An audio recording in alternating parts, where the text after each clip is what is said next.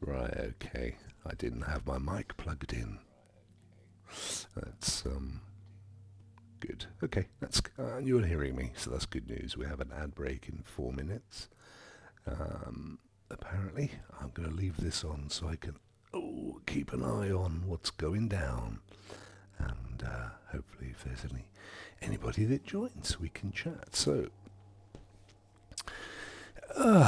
as always, I hope to be a little bit instructive with this game. If you're this stream, if you've not played Destiny for a while, or indeed ever, then I'll try and cover this off a little bit for you.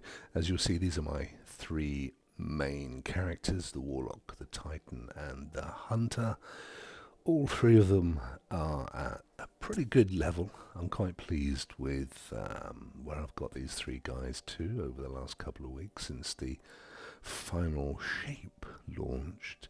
Something that I only discovered recently. I'm sure it's been there forever, and I suppose probably because I was not needing to find it, but you can actually go back and modify your character after after you've chosen, after you've created them in the first place. So if you hover over any of these, you'll see that Y to modify is there, and you can actually change to male or female, and you can change the class.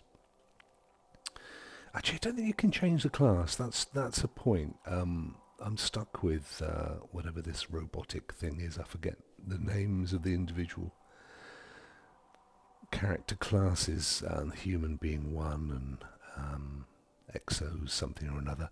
Anyway, you can't change that, but you can change the male, female, the different face shapes, colours, all that kind of stuff, which is pretty cool. So we'll finish there. Didn't actually make any changes, but it doesn't matter. Right. So what I want to do is let me go to Titan to start with, and it'll take us to our. We'll go to the director. We're going to go down to the Pale Heart, which is which is basically the traveller post the Witness. I've completed the main campaign, by the way, and I won't give any spoilers away on the campaign, except to say that one of the things that you pick up, one of the changes in the final shape is that you have a new subclass, Prismatic. All three of your characters will have a version of this, and it's basically a kind of mix-up, a mash-up of all of your subclasses. So this is, by the way, this has been an issue for me since Destiny 1. I'll show you what I mean. That when you're trying to see what each of these things is down here, it goes and puts a dialogue box over the top, right over the top of what you're trying to see. I don't understand the logic in this from a user's perspective. Why can they not have it happen over the other side of the screen? Why can't it be going on over here when I move my cursor over here? I'm trying to see which of these supers I have yet to unlock, and it goes and shoves a dialogue over the top. Annoying. Anyway, it's been there since day one. Look, it's everywhere. It doesn't matter where I go, I'll find the same issue. It literally places it. Look at this. Literally right where my cursor is. Awful user interface design. Anyway, whinging over, what I wanted to show you was the supers for now. So you'll see below the super that I've got chosen, which is the stasis super, which actually I'm not particularly fan of, so I'm going to switch that into something else in a minute. Let's go with that one. You'll see that there are these little diamonds below the main diamond. They indicate the available supers. One of them will always be grey because it's the one you've got chosen, and then any subsequently light grey supers have not been chosen. They have yet to be unlocked. In my case, it is this one, the solar power. And then you've got your fragments and your abilities and aspects and all that kind of stuff, which you'll find in various chests throughout the game. The The issue is the fragments particularly can only be found.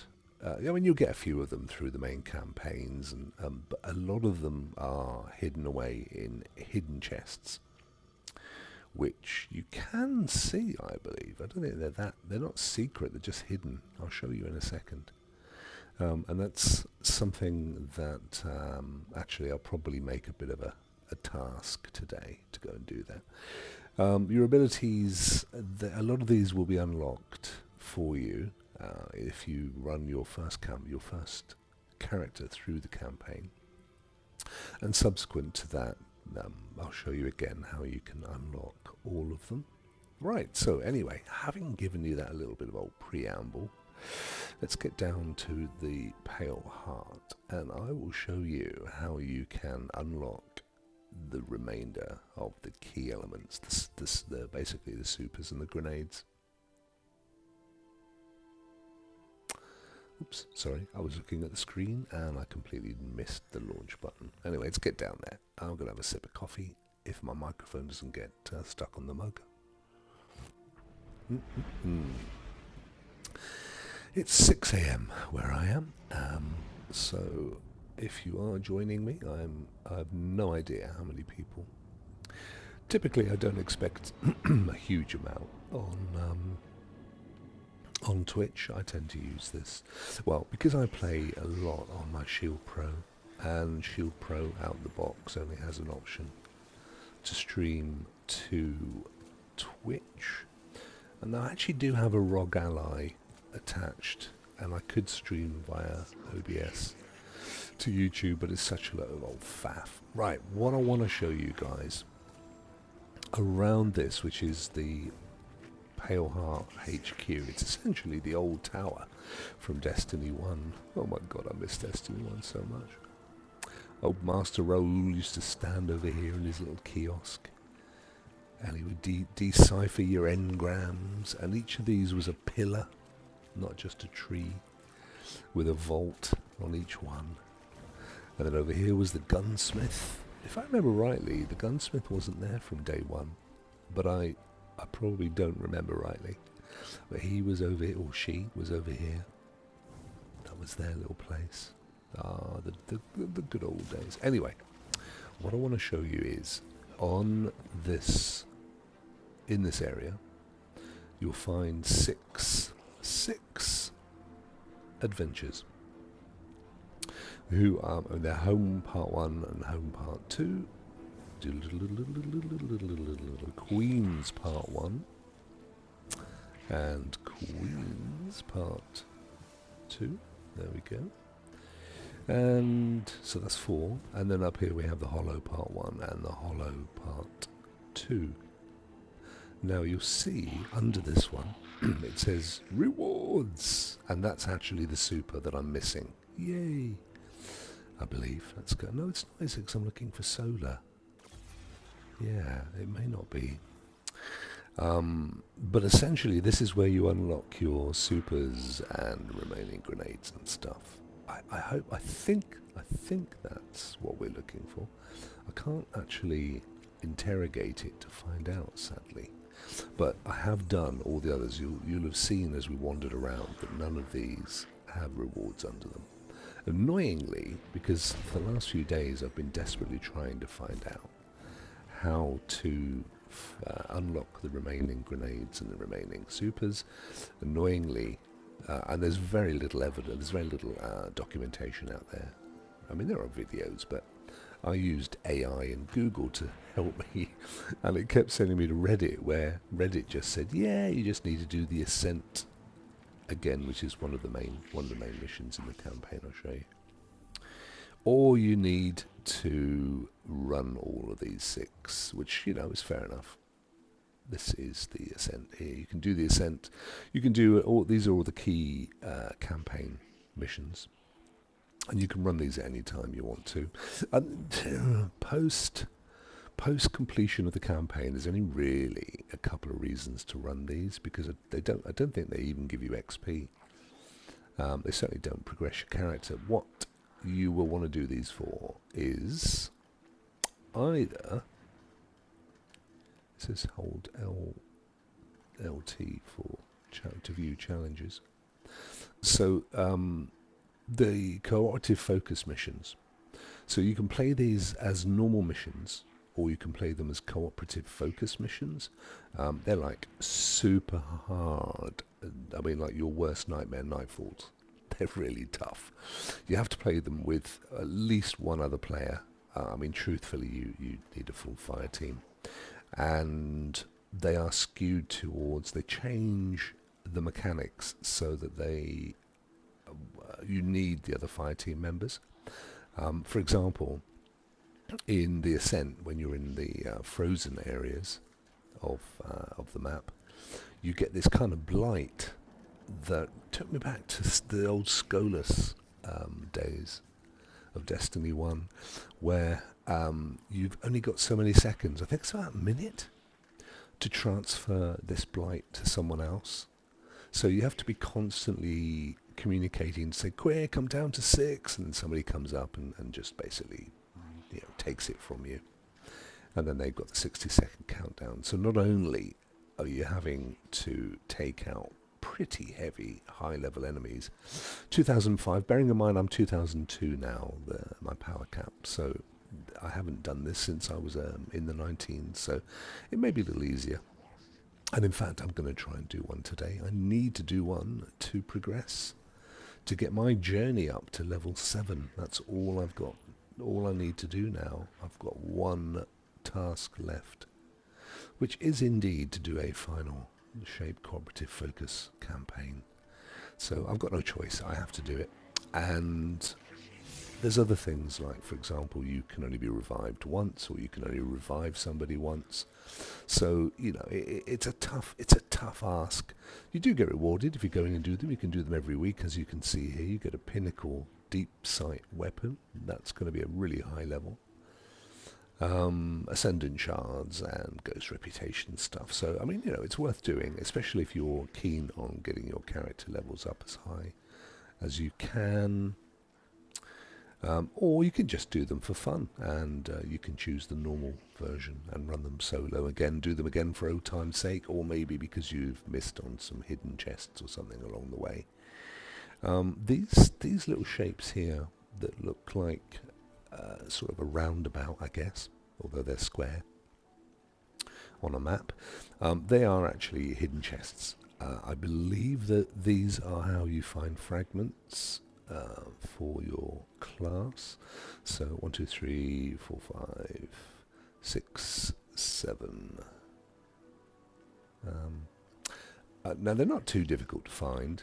Unfortunately, with Destiny, it doesn't give you a map on your HUD when you're running your character around. So what you have to do is basically see where you are as the little green arrow and the direction of the hidden chest in these different maps, and kind of keep going backwards and forwards until you can get your green icon over where the hidden chests are. Now what this map doesn't do either is to give you any indication of up or down. It's obviously a two-dimensional representation.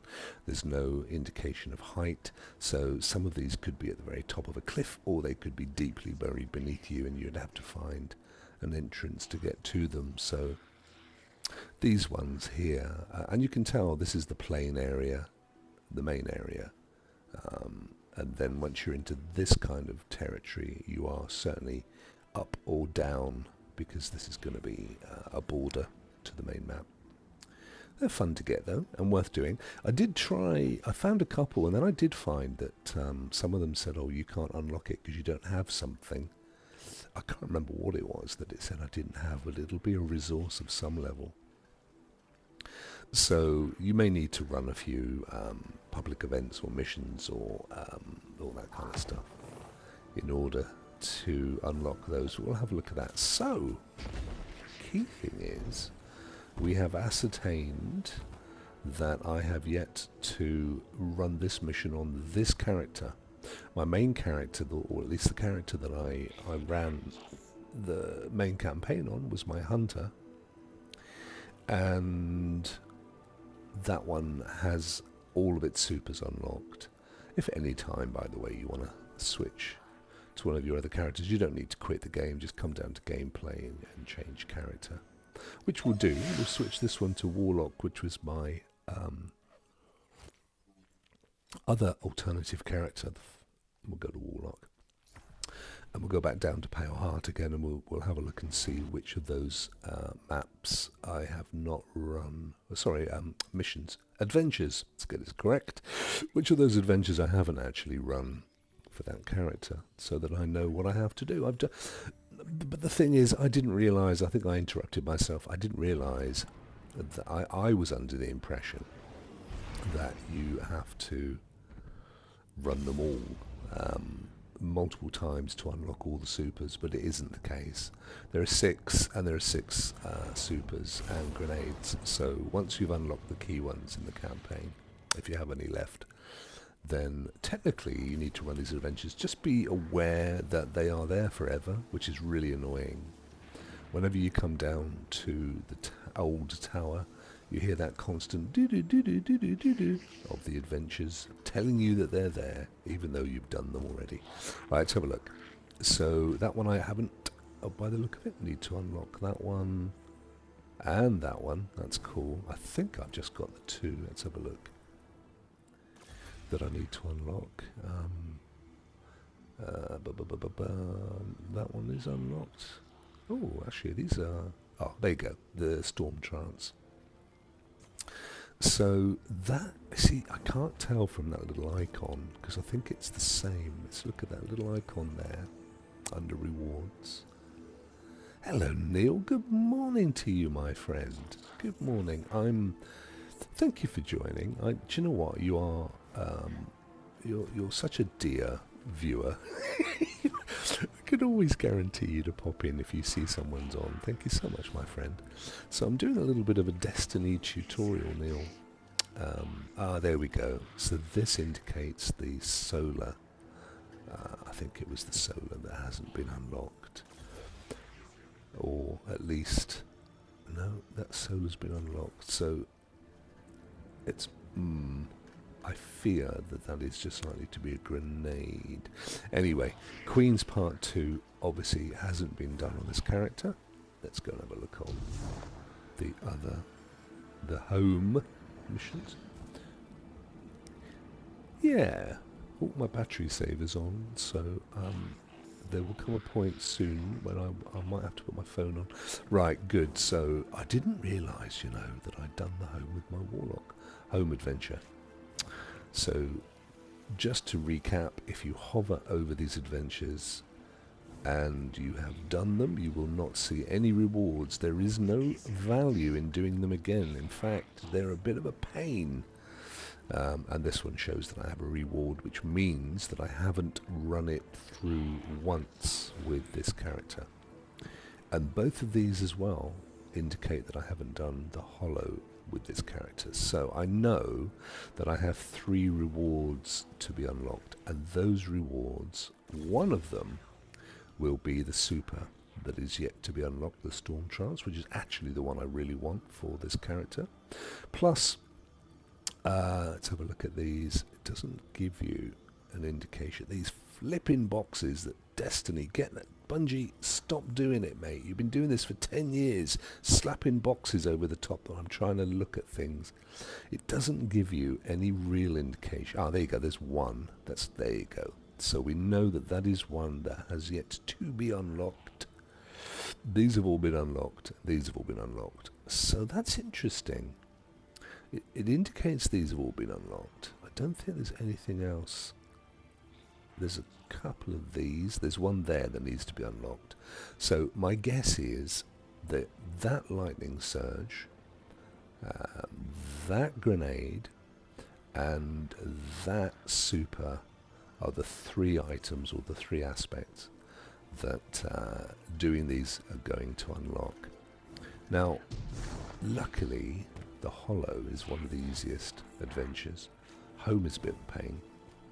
Queen's Part 2, I'm trying to remember. Oh, Queen's Part 2 is... I mean, all the Part 2s are tougher than the Part 1s. But I tell you what, we'll do Hollow Part 1. But it's the Part 2s where the supers tend to live. There's no I don't think there's. I tell you what. Hollow. Those two icons, the two reward icons, are identical. This one is different, which indicates, I think, that this one is more likely to be the super, and those two the other two. I can't remember. Queen's Part 2. They all require. We'll do this one. We'll do the Warlock while we're here.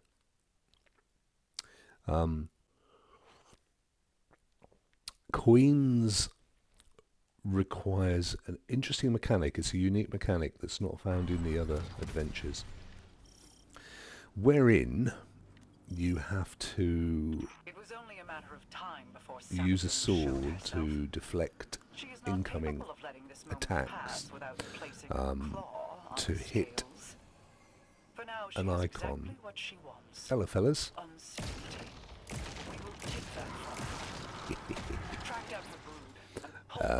This gun, the call, which is on this character, they're all the same. I mean, they're not. You'll get the call a lot as you play stuff in Destiny. Please do let me know, Neil, what the audio is like between my voice and the game, because although I've got a headset on for the microphone, I actually can't hear the game very well in this headset. So I would rather turn the audio down here for you. Master volume. There isn't a master volume, is there? But there is. I'll turn the SFX.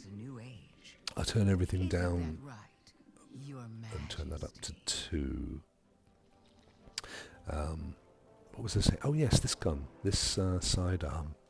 So it's unique to this new campaign or expansion, and like all the guns in the expansion, you will get them numerous times, but there is a role that you really need to look out for. I'm not even suggesting this is the best role, but it's the one that I use on all of my characters, and it's the one that has beacon rounds. Now on my hunter, I have, instead of Vorpal weapon, I have one that fires threads, I think they're called, which I think that's the best build for this gun. But all of them, make sure you've got beacon rounds. And once you've got one with beacon rounds, lock it, which you can do by pushing down on the right thumbstick. Thank you, Neil. Unlock it the same way. There we go. Unlock or lock. Lock it so you don't accidentally delete it, and masterwork the hell out of that puppy, because it's basically like a mini rocket. I mean, it's just unbelievable, and it will blow, and it has the most amazing auto aim. You just have to roughly aim in the rough direction of your enemies with this gun, and it will fire little rockets. It's literally like having a Gallahorn. Look at it there. And the only problem is that it is a special, so you do have to make sure you pick up special ammo. This is, where is he? There he is. Woohoo! Some of that, my friends. And you do. I mean, obviously, you will run out of special. However, if you change your armor stats, like I have, I think, is it this one? Yeah. Make sure that on your armor you add the mod that allows you to find special ammo, so it drops a lot. Equally, add one for heavy ammo. Those are the two that I've got there. I've got my stats up on all my characters now to just under or just above 100 on resilience, so they can stand a lot of pounding. I think that's, for me, that's the most important one. It's not for everybody else. Some people or prefer to have a high intellect for their supers or strength for their grenades, but that's my particular peccadillo. And so with this little puppy, I always have this one. Another really great weapon, particularly in this incarnation, in this expansion, is the Graviton Lance. Although on my other characters I've gone for a non-super in that box, and instead I'm using either Galahorn or the Truth as a rocket. But the Graviton is a brilliant, brilliant, massive damage weapon, pulse rifle, and it uses infinite ammo. So unlike, oops, went the wrong way. Unlike the Call down here, I think it is. You won't run out of ammo, but switch between, as long as you've got another decent weapon. It should be up there. What am I doing down here? Anybody who watches me stream games knows that I struggle to talk and play at the same time.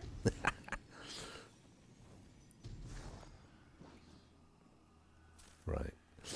Down here, where have we got to go? Do do do do do do do do do. Do, do, do, do, do. That's interesting.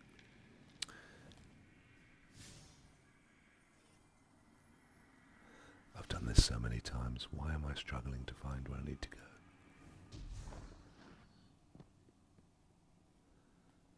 I thought I would have thought we were meant to go up through there. Why is it not letting me through?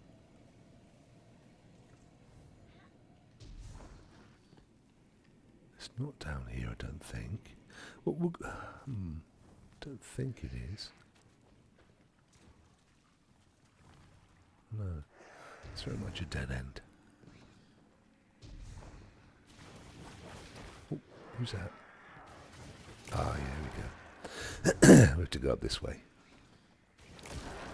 But you see, you just have to, with this gun, you just roughly shoot in the direction of the enemy. And it fires this amazing rockety thing. It's like a one-hit kill. I mean, it depends who it is you're shooting. Certainly on the standard enemies. Let's fire this up here. I can't. Oh yeah. So you have to go all the way to the end of this, and that's when you get your reward.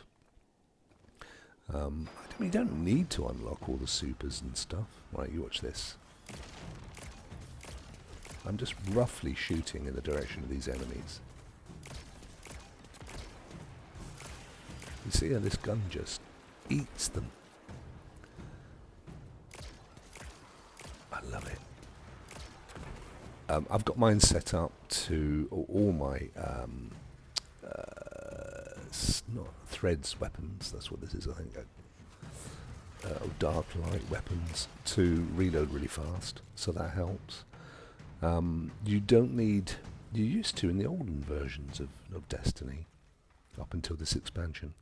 When you add a mod, I would always typically put on the auto retrofit, which would allow you to hold the trigger down and it would just fire on auto. You don't need to do that anymore. That's now part and parcel of the game. All weapons, if you can, it's up to you. It's a setting in preferences, but all weapons can be set to auto fire if you hold down the trigger. I think they've done it for accessibility, but why wouldn't you? You can still fire them like this, independent of auto, or you can hold it down and just paint over them and let them do it themselves. Anyway, the Graviton, which is this one, is also a great weapon. This one fires exploding void bombs. Great for taking out a bunch of enemies together. And as the little icon shows beside the number 30, it's infinite ammo. So you will never run out of ammunition. Look at the damage. You just have to roughly. I'm really keen on weapons where you don't have to do a lot of targeting. You just fire in the general vicinity, and then the thing does it. And particularly if you hit an enemy, then this thing will just damage the whole area. Just double checking, there's no chat there. Right, okay. The other thing, at the moment I've got this one on a high jump, but actually what I prefer on my Warlock or my Hunter, because you can't do it on a Titan, is to turn Blink on. And what Blink does is it fires you in this kind of teleporting jump. And that's great for a defensive play, where if you're suddenly being fired at by a ton of enemies, or an enemy, even if you're in PvP, for example, you can blink out the way like this, and it makes it harder for them to shoot you. The downside is that when you're trying to get to platforms, you could misjudge and end up falling, which will kill you in some instances. But this is very much a flat map, so we should be fine. I'm using Graviton. Actually, I'll do more damage if I use the blink. Sorry, the call. But you see this just does boom shaka. Look at that. Let's fire a grenade in to take those out. And the ones that are left, we'll use the call one. So yeah, blink is for everybody, and it can be disorientating if you're not used to it. But once you work out how it works, let's get a rocket in there. Just pointless trying to do a mass of these big sausages with a little weapon. Take them out all en masse. We'll throw a grenade in, and then finish that up with a rocket.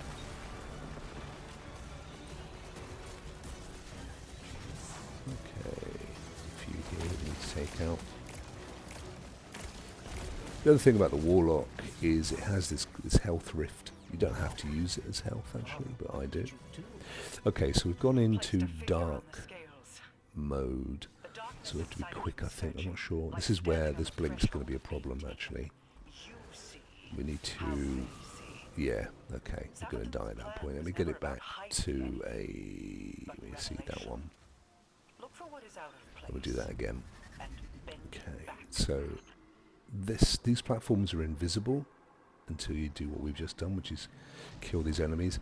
But you'll see how you need this jump. You just can't do this with blink. Blink doesn't give you that kind of control that you need.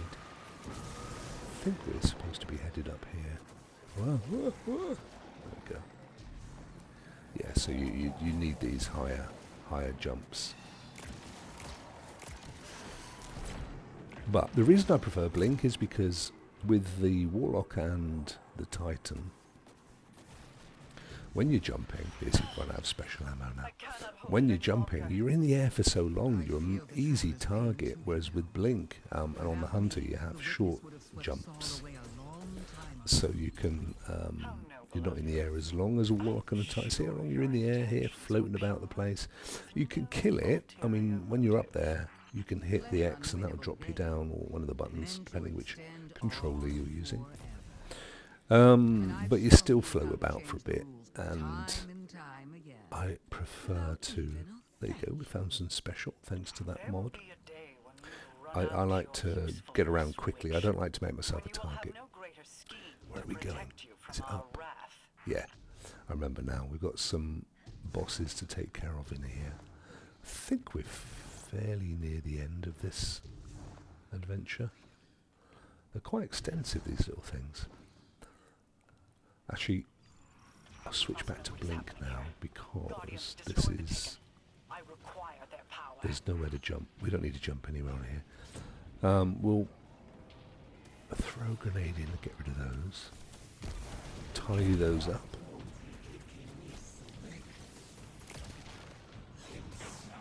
You can, I mean, you can jump. You can jump pretty much everywhere. You just need to use a punch on these. These will need to be shot. Oops. Watch out, by the way. This literally, this call, the downside to this thing, is that what it shoots is dangerous to you as well. They are explosives. So, like then, I accidentally shot into the wall, and the splashback took some of my health as well. So in confined areas you do need to be careful. The Graviton might be a more sensible weapon, because its ammunition doesn't damage you.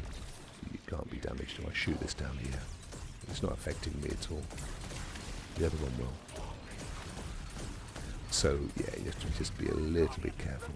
Oh, we've gone into the dark. Right, so we've got to go down here. I feel light. But it's Liberate the light. a light fissure. Long term. players of Destiny know what this is all about, but it's all part of the game structure. That you use good light and the enemies use bad light. You are light and they are dark. Just like in real life. Now we've got to take out these dudes, but they're not as simple as it looks. We use this because we're not going to run out of ammo and we can do a lot of damage. I do have my super, although I can't remember what flavour of super I've set up. These things freeze you, so that's what that dude's firing. Let's use a rocket. No, it's better.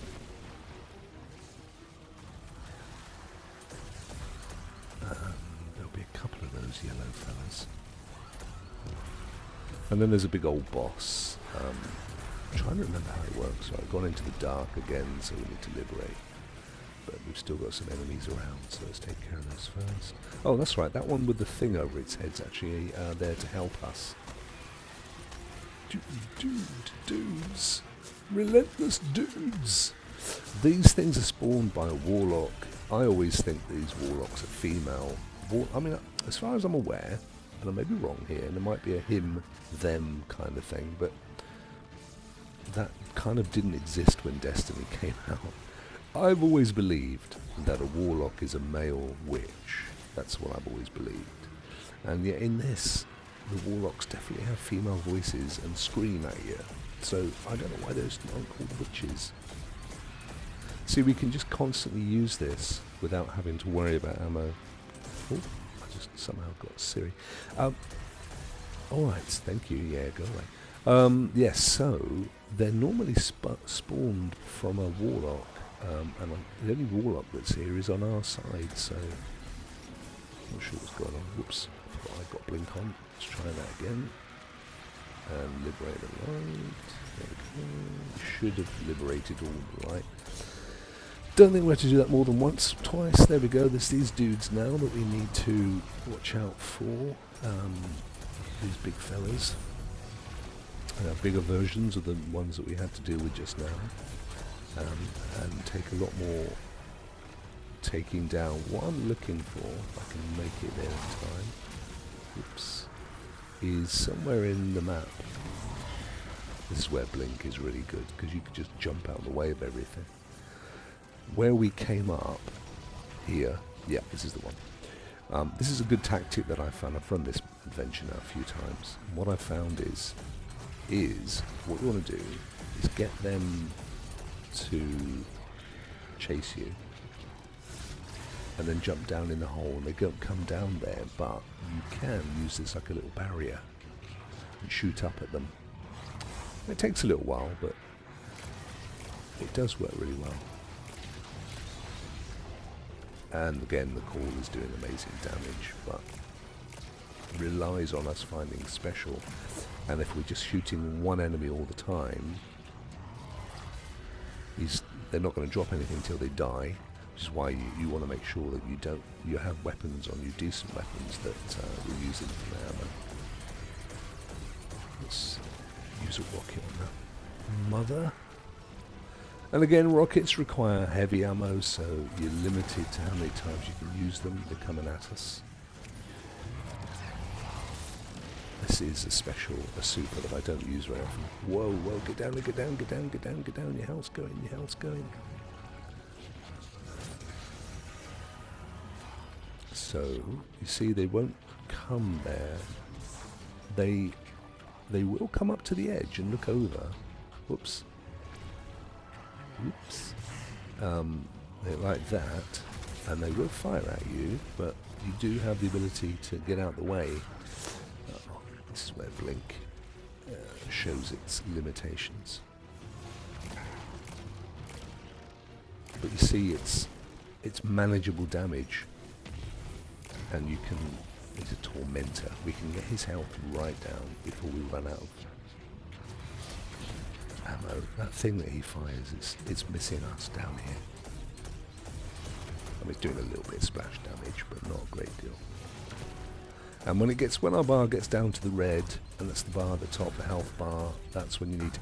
The reason it's really important to not die is the symbol just below the health bar indicates that this is a roguelike mission. Once we die, we ain't coming back, we're starting again. Oh, flipping heck. Let's get, some special, we'll have that. Let's get our blink off, we don't need it. Let's go up to that one, get back up into the fray. I don't know that he'll still be there, it doesn't matter, he's almost dead anyway. We almost had him. Come on, up you go, good boy. No, yeah, he's gone back to be tormented. Boom, boom, boom, boom. That's the end of that one. Right, that's one down, there's two in total. There's the other one. So the other one we've got a lot of damage on anyway. Probably, no, we've got enough. Ah, here we go. He's got a little yellow dot over his head, so we can finish. We can use a finisher to kill him off.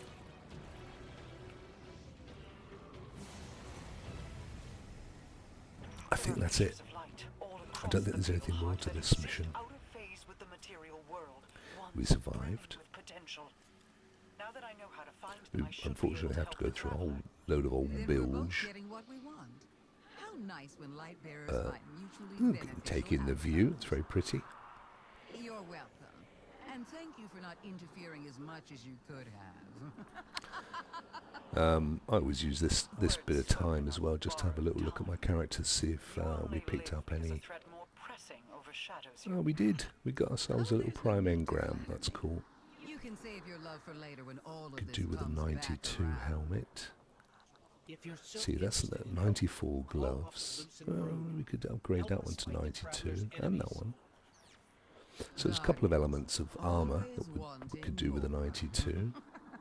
That's already 92. The reason I'm prattling on about 92 is that was the level for this one. When we decode it or decipher it, whatever's inside is going to be. There we go. What did we get? We got.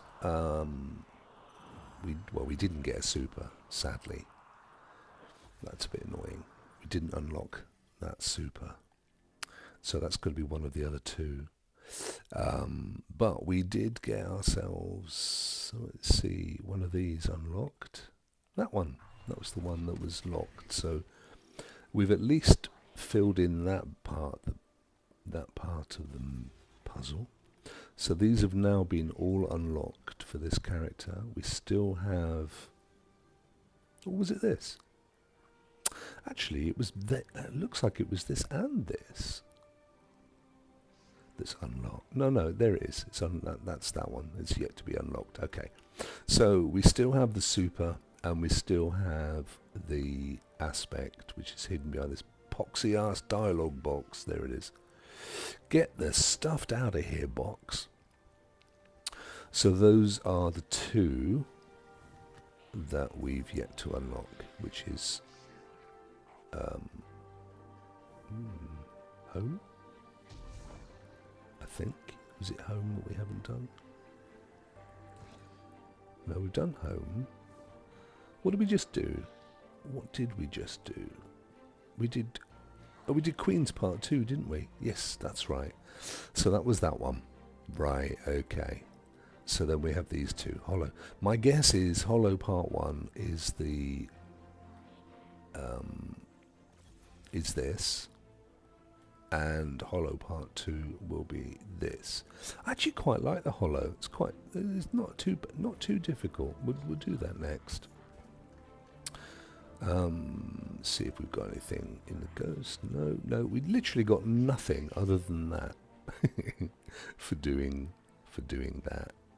I don't even think. I mean, you can't do bounties in the Pale Heart. What you do is you use Pathfinder, and as far as I'm aware, there's nothing in an adventure that you could use this with.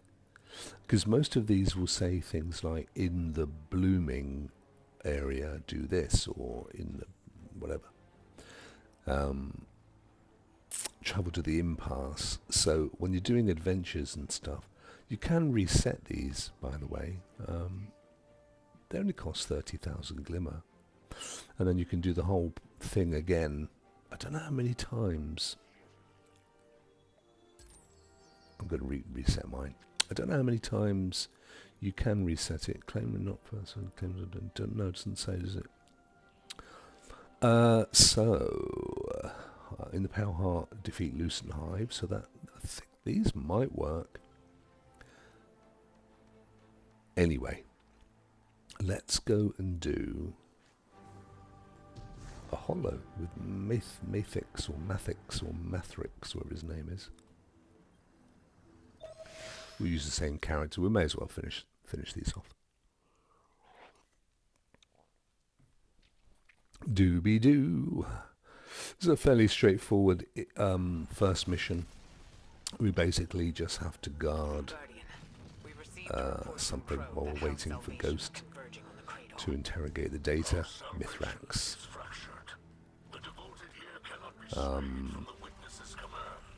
Take these little fellas out initially. It's very much a shooty mission, this one. It's not... shoot my dude. It doesn't involve any kind of puzzle. Staying alive, really, is all you have to do on this one. Let's pick up these orbs. Have those. So the first thing you do is you unlock this thing here. I've got to wait for him to talk, I think.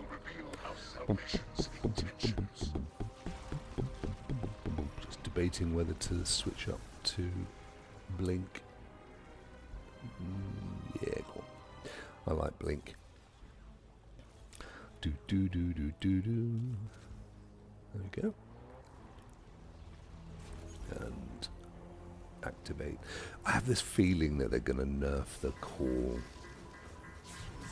Oh, sorry. I forgot I had Blink. We'll get up there. You have to wait for like a little bit of a reset. There we go. Right. Take out the turrets first. And then put a grenade in there to get rid of these little fellas. Clean them up. Another one down there. They're going to be constant, so you can't just sit up here and do your thing. You've got to get down there, and you need to get down here anyway to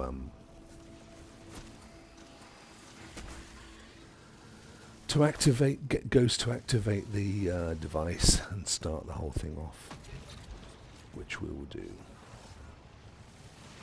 As I say, it's just a shooty, and they drop ammo for days, so you can use it all and just go around and pick up stuff. It's fine. Oh, I didn't mean to pick up the tangle, but while we're there, watch out for those two turrets. Those turrets are nasty. Get rid of them. There's one up there as well. There we go.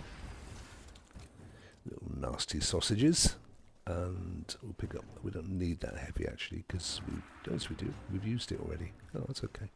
We just weren't on max ammo. So let's start this thing off, and we will get a ton of enemies arrive. And that's okay. So you want your grenades and all your stuff. Use everything. Bearing in mind, if you're running with a Prismatic subclass, which is the thing I'm using, once you've filled up your pink bar, even if there aren't any enemies that require the pink bar to kill or be killed, use it because it resets your grenades, your abilities. Oh, we've run out of ammo already, so we'll switch to Graviton. This is why I like to use Blink, because some ammo there. It's a really good, quick way to get out of fire. Now, what these little sausages are doing, and they've done it, is they're stopping our Ghost from interrogating the device. So you're going to have to go in and take a bit of flack every so often to get him doing his thing again. Oh, these freaking... Right, there we go. Deploy the Ghost. Oh, got a Triumph. Woohoo! For throwing that thing. And we've run out of ammo again, so we've switched to the Graviton.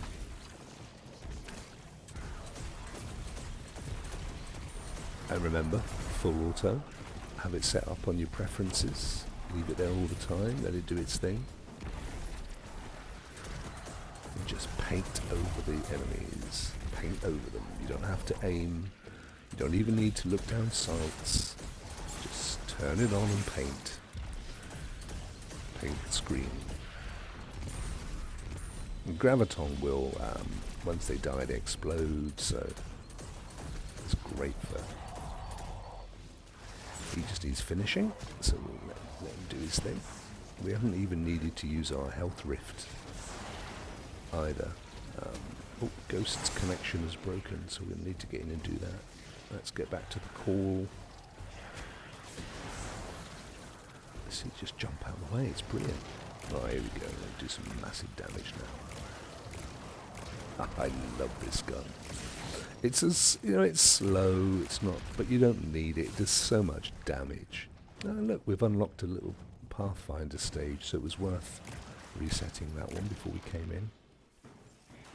Let's get rid of him. He's doing some damage up there. And that one. Even the yellow bars go down with one shot with the call. You just have to shoot. There's little rockets. There's little self-propelled tracking rockets. You just have to roughly aim it in the direction. Now then, we're going to be shooting all day long. We need to get the ghost back up again. We'll have to do this a few times. Oh, I think he's done his thing. No, nearly. 60%, so a little bit more to do. I'm using some rockets to clear the bigger guys on the distance, out the periphery. Pick up some ammo.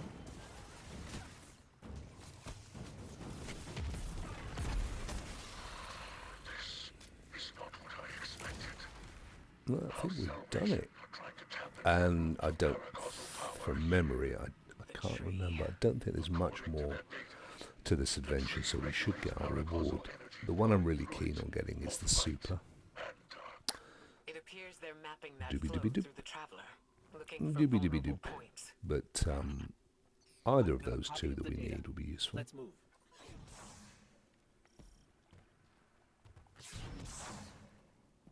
Well, hello there. No, we've got to go up here. There is a little bit more. It's all good.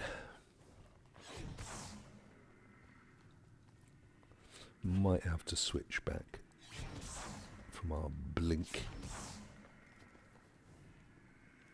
Basically, to use blink, you just have to literally jump in the area towards where you want to go. And if you want to go up on a platform, it just kind of works. It's a weird little thing, but it's pretty cool. Oh, I just want to, before I move into this next area, there we go. Is there, Neil says, Twitch forcing me to watch 4 ads. Yeah, I don't have a massive control over it either, Neil. There is an equivalent. It's cheaper though than YouTube.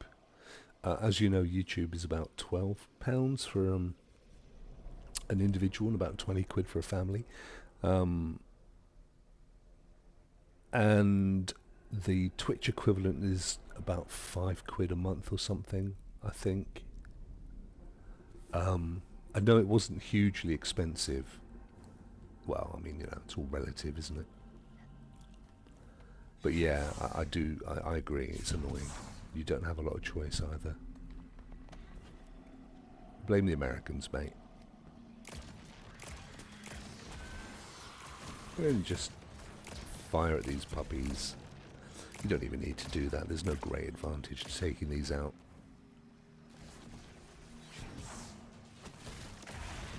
Look at that. Blinks for miles. There are there's exotic armor that you can put on that enables you to have like a more controlled blink with the radar on, and you can kind of blink greater distances and stuff, but I tend to use the armor that I've got on gives me a longer rift. I haven't even used the rift for the entire time that I've been streaming today. I haven't needed to. I've got, again, the build for my characters, really strong resilience and high level power, so you know, you can pretty much stay out of trouble without needing to use a rift. But sometimes it's unavoidable, and when I do, it's cool to have the armor. That basically what happens with this armor that I have on is when you kill within the rift, it extends the duration, so it can go on for quite a lot longer. This technology, it is a hybrid of Elixir and pyramid design. Oh, I think, Neil, Carries no thinking about it, never mind giving Twitch a fiver. I think if you subscribe or follow, whatever it is, the paid version of like a membership, you don't see ads, so you may want to consider, if you have Amazon Prime, I think you can use your Amazon Prime for free We've seen tech like this on before. a Twitch It's only ever personage, designed to handle one polarity of and paracosmic it means you won't energy, see any adverts for harvest me. their energy, and force I do it with into Ray, because, well, bless him, he gives me his time up every Thursday. And although I don't make any money these days on YouTube, not much. In fact, so little that they haven't paid me for a couple of months because I haven't hit the target for payment, which is only about 50 quid, I think. So I pay. I don't know what it is, subscribe or follow, whatever. I'm not a massive knowledge on Twitch. YouTube's my jam, but having said that, I've got about 1,500 followers, subscribers, whatever, on Twitch. I was forgetting there is a bit more to this. It's all good. Right, we've got a bit of blinking to do now. Got to get up here. Yeah, this is going to be fun. There we go. Watch those proximity rockets. If you shoot at these guys right in front of you, you will take some of that damage. Okay, yeah, the final part of this is that we have to, I think, deposit some light into two banks. One is dark light, one is normal light. You can mess about all day long shooting stuff, but actually you just need to take out the dudes with these diamonds over their heads, and a rocket's as good as anything for that. Whoa. Okay, this is where I'm going to use the rift, because we haven't got a lot of health here. And within that rift, you see you get instant shielding and health. Plus, as I kill them, it will extend on the duration, thanks to that little piece of armor. Right, that would do. There's nothing else here. And having killed that one dude, we needed his deposits. There they are. These little moats. You have to do this a couple of times, and then one of them you can carry. You can take it down to the bank on the other side. Let's take these out with a grenade. There we go. So 1, 2, 3, 4. There we go. And then look out for that little downward arrow, which is where we need to deposit. This is where Blink's really good, because you can run around these dudes. Boom, that's that done. Now we need to do the same in this room. Let's get some health up first. Watch out, don't die. Actually, if we die, we're okay on this. It's not, we're out of the roguelite mode now.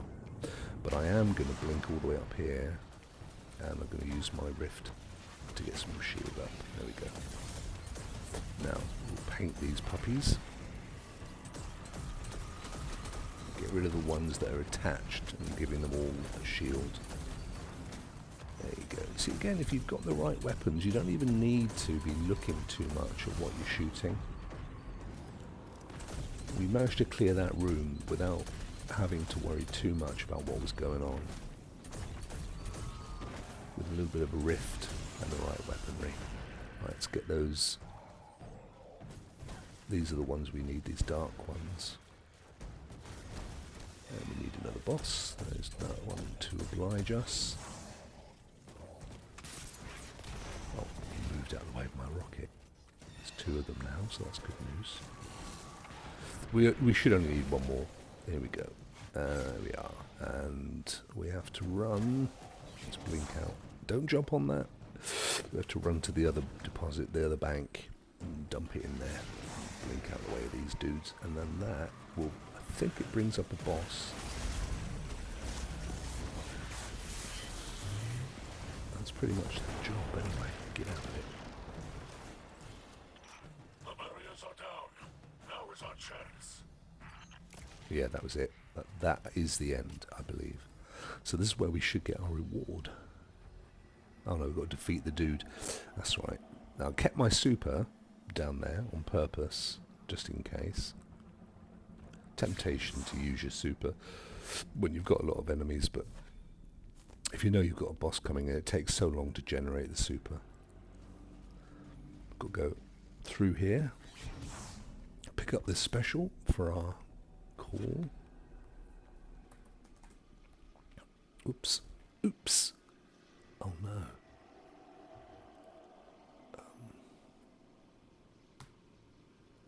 Oh no, I've lost my Twitch screen. What happened there then?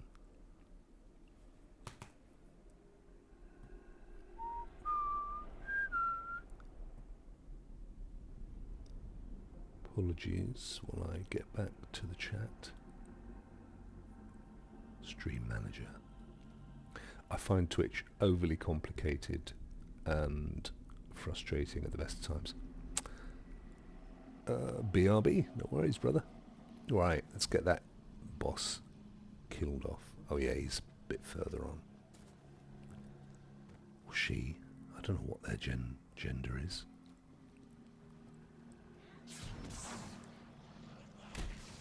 So, yeah, we'll clean these guys out. We're back to roguelite mode. Mithrax. By your light, bring them to justice. Make sure there's nothing behind you.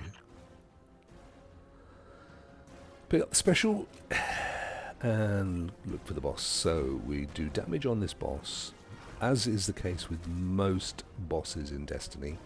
If you look at the health bar at the base, it's a big old yellow bar. Depending on the size of the screen, you may or may not notice that it actually does have some lines. Those lines denote changes in the mechanics. So when we get to the central line, the boss will suddenly spawn a shield, and we will have to kill his little minions, a couple of them, to release that shield and finish him off. He won't be difficult to get rid of, but it's just a bit of a pain. So first thing you do, use your rockets and stuff to get his health down. There we go, you're seeing it going down. These aren't tracking rockets, so I need to make sure they're pretty precise. They do a lot of damage though, but it's rare to get a non-exotic that has tracking and splash damage, which is what I really like. I'm switching to Graviton only because I don't want to run out of special. I'm going to need the special. We can use the Graviton to get his health down. We're pretty close.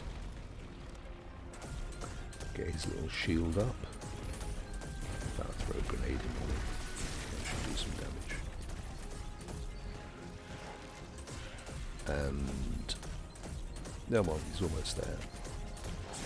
There we go, there's his shield. So we now get these dudes, these yellow bar fellas up here.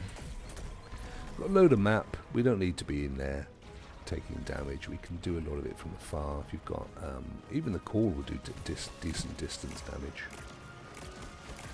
Bearing in mind it literally fires rocket propelled ammo. So there you go, look at that. Now we do need to pick up those motes though, and they do disappear after time. So let's grab those little pups. And then we'll take the next one down. Punch him out. Don't waste ammo.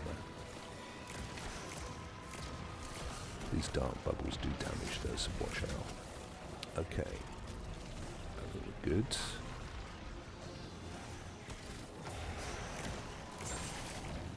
Can't see what the hell is going on here. Watch out, watch out, watch out. Remember, it is rogue, so you die, you start again. If unsure, get out, get your health back, use a rift, go invisible, blink out the way. You don't have to be a hero. He's almost dead. I need his motes. There we go. We should be able to bank these now. No, still got to do more damage. Need another boss. There you go. That one should give us the moat that we need. Now, we've got to get into the deposit. So let's bank it here. One. And we need to do another one. So we get out of there. We don't need to hang around. Take some more of these yellow bar fellas out. Oh, we ran out of special. Okay.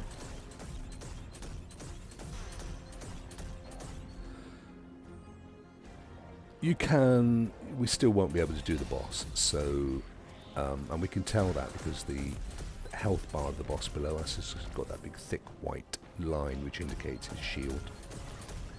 So we know we've got to do more of these, and now we're trying to get the dark stuff. We need to do at least one more. He looks a likely candidate over there. Watch out for the bubbles. Do some crowd damage.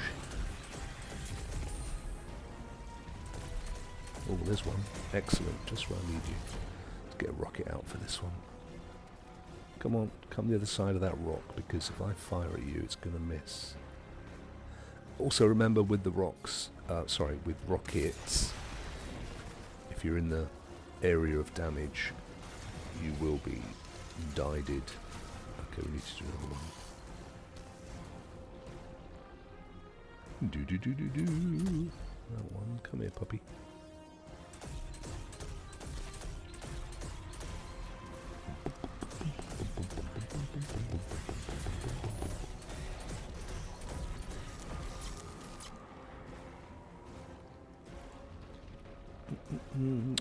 The problem, the one thing I will say is that this whole process of having to do these adventures to unlock all your prismatic stuff, I don't have a problem with the actual act of, but in nowhere in the game does Bungie explain that that is the thing. And it's quite clear that not a lot of people even appreciate it, because I had to dig deep to find that information. He's almost dead. There we go. Right, now we're good to go. We'll pick up the last one, wherever it went. Where are you? Oh no, I can't believe we've got to do another one. Okay. Well, if we do, we do. That's a nice bit of damage. There we go. There we got it. We just needed one more. Let's blink our way over here. Boom! Right, that's the shield of the boss down. Or it should be. Why is it not? Yes, it is. And we'll super the duper. There he goes. You see, that's the thing. Once his shield's down, it is not hard to take out. And there might be one or two stragglers, which we'll just be careful of. We're not going to start again now. We've actually completed the adventure. Don't let it rattle you. So, as always, a lot of old waffle in conclusion stuff which you can't speed past, and then we should see our reward pop up at the bottom. I'm hoping that it's going to be the super.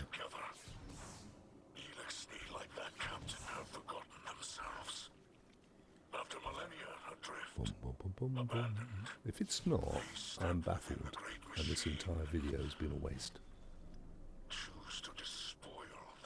Because I don't think I had anything else to do on the adventures front.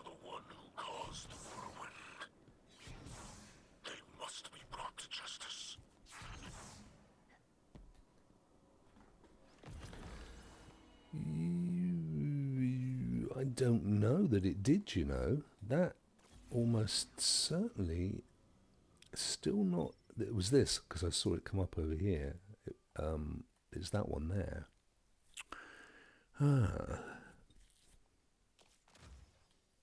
Ouch. Let's go back and have a look and see what we missed then. We don't need to do this. I don't know why it sends you here.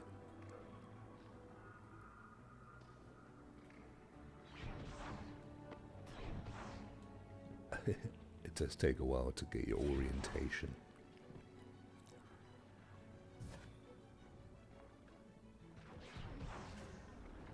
I wouldn't mind coming here. This is just a statue. If this is what was needed to, I mean, maybe it is. I don't know. I don't think so. What am I talking about? Sorry. These are called memories, and often they have a little trigger that triggers some audio. And I've often wondered whether it's necessary to get the supers and stuff. Anyway, I don't think it is, and I'm a tad annoyed. We've unlocked all the grenades, and we have unlocked all of the aspects. There are other aspects, but they're not locked. We just don't have them. Oh, it's because it's applied. Okay. But we still don't have that, and as far as I'm aware, search for ghost templates, strange coin and gloves. As far as I'm aware, we've done all the adventures. Let's just go and double check. If there's any adventures left, then that is definitely the one. There were 3, weren't there? And we've done 2. Maybe that's... Oh, yeah, there were. That's right. We did the Queen's Part 2. Yes, there were. There's still one left. I remember now. So that's the one we just did. And then there's that one, which still has that reward. Excellent. So it's this one where we unlock our super. Thank God for that. I thought I'd sent you on a wild goose chase.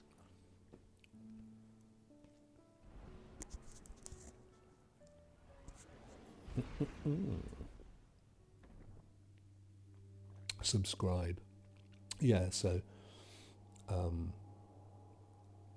Ray's as a subscriber with Prime, bless him, which I mean, to be fair, I'm not being funny, but again, Twitch, I haven't had a payout in oh crikey, over a year. Because the way all of these places work is they they lure you. They go, yeah, I mean, when you're monetized, you can get, pounds for Christmas. But you actually have to hit quite a chunky amount before they pay out. Same with all affiliate accounts. Like, I'm an Amazon affiliate as well, and I've had about 15 quid sat in my account forever. I can't get it because you need to have that 60 quid before they pay out. Which I don't appreciate because it costs them nothing. I don't understand that. They would pass any fees on, so it's just a capitalist way of keeping hold of their money. And they know from research that doesn't matter how many affiliates, 90% never achieve any more than the level that they set to pay out. Never achieve that amount. So, yes, they've committed to paying that amount, but they never do. I tell you, talk about interesting facts. I found out an interesting fact this morning, which those of you that watch my shows know that I'm a bit of a fact junkie. This one was really alarming. I mean, maybe it shouldn't be, but it was. Well, he's on our side. It turns out, now I knew that the average IQ was 100, and I'll be honest with you, 100 is not a high IQ. I mean, genuinely not. And let's take this dude. Keep chatting. We should be doing the call. Grenade.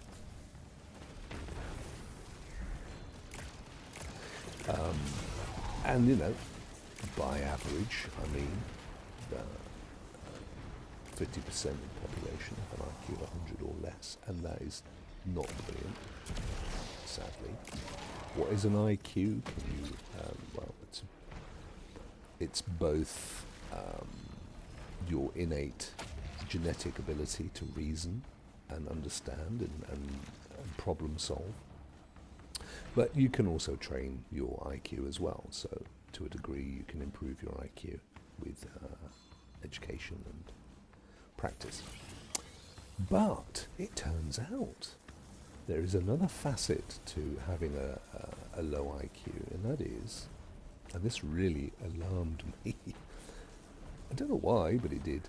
It turns out that, as well as having a low IQ, 30 to 50% of the population have no internal dialogue, no internal monologue. You know, the voice when you talk to yourself in your head and you reason things and you consider things and you work things out. Turns out half the population don't have that. They genuinely don't talk to themselves. They just go off of instinct, like an animal. What? I can't imagine that. I mean, I talk incessantly in my head. Maybe it's not a good thing. Apparently, though, it does have a direct correlation with IQ and creativity, ability to rationalize. If you are a scientist, for example, or a creative, then you probably have a strong, incessant inner monologue. I genuinely didn't know this, and I found it really, really weird to think there are people walking around, people that I know, who don't have any form of internal monologue. What is it with this guy? I don't remember doing this mission. I mean, I know this area really well, but I don't remember doing this specific mission. Oh, careful. There it is. Got to throw that at him, I guess. Or do I throw it? Oh, I've got to pop it into a machine over here. Oh. There it goes. There's one. I do not remember doing this in the final shape, but I must have done in order to have unlocked. Well, maybe that's why I've still got stuff to unlock. Oh well, we'll do this one together. We'll enjoy it together. I just can't imagine that. And then there's a part of me that says, yeah, but imagine the peace. Just going through life listening to music and I wonder, I mean, for me it opens up a whole bunch of what ifs. You know, people with criminal tendencies or lower levels of ethics or lower emotional intelligence, do they lack an internal dialogue that tells them it's a good thing or a bad thing to do a certain thing? I'm actually meeting an old friend of mine on Monday who is a world-renowned psychologist. Genuinely, he's a really lovely guy. We've been friends for years. I'm going to ask him this. I've often in the past asked him whether there's ever been any research done on whether there's a kind of psychological makeup of people more likely to vote Conservative, for example.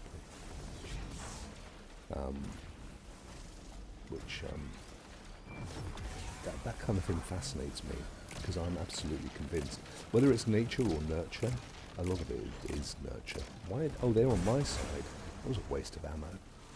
Yeah, a lot of it is nurture, you know. I mean, being... What the hell just happened? It's like people that are brought up in a family where the father is a Liverpool fan, you know, to use a sport, you know. Without a shadow of a doubt, the kids are brought up to be Liverpool fans. I mean, it's like a religion, and which I think is wrong, by the way. Well, you know, sports maybe not a big deal. And ultimately, they're going to think the father believes they're right. Why wouldn't they? I haven't done this one before. We're doing this together for the first time. I'm thinking about it. Why would that's not a huge surprise, because the first character that you do, I think, gets all of the stuff anyway as part of doing the campaign, and then the other two are missing stuff. So it would make sense that I needed to do this in order to get that stuff. So. And yeah, similarly with politics as well. I mean, ultimately what tends to happen is they get older, they make up their own mind, they find that friends are into a specific music genre or sports or whatever, and then they tend to go that way. I'd love to be able to tell you how to do this mission and the little cheeses and things, but unfortunately I've never done it before, so I haven't got a clue. I don't even know if Blink is the right thing to do. Was captain. As command passed to me, she remained a specter of power. Violence aged me, and I cut ties with that life.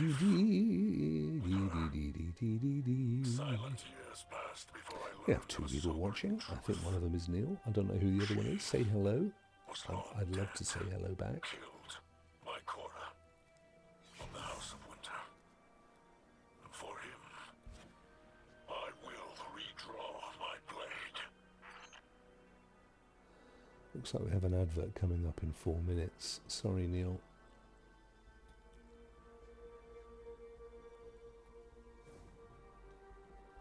Bum, bum, bum, bum, bum, bum, bum, bum.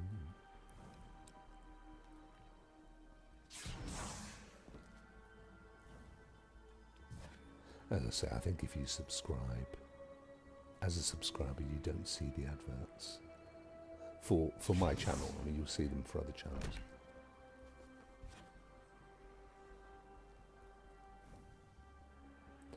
Right, what we got to do then? Oh no, I have done this one.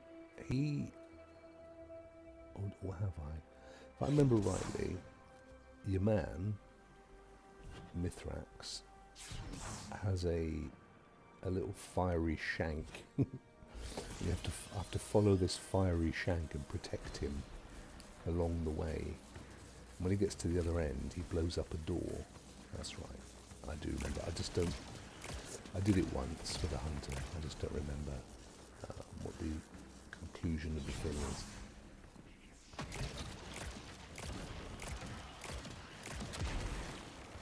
Where's my little shank? Here he is. Go on, buddy. Let's go and blow him up.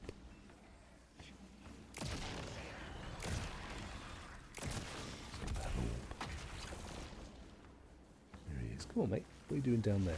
Come on. You have to encourage your shanks.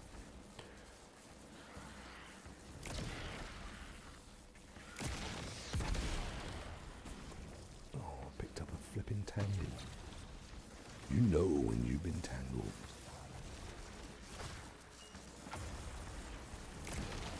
Yeah, so he has to get to this door. When he's at this door, we can blow him up and that opens the door, I think. Make sure he stood away from you now. There he goes. Got a few little pups up there, but we don't need to worry about them. Oh yeah, we did actually. Oh, sorry, Neil's sent me some messages. Let's have a look. What does it say? Back now, my son wanted to listen and sing along to the whole musical they're doing at school. Oh, bless, what is it?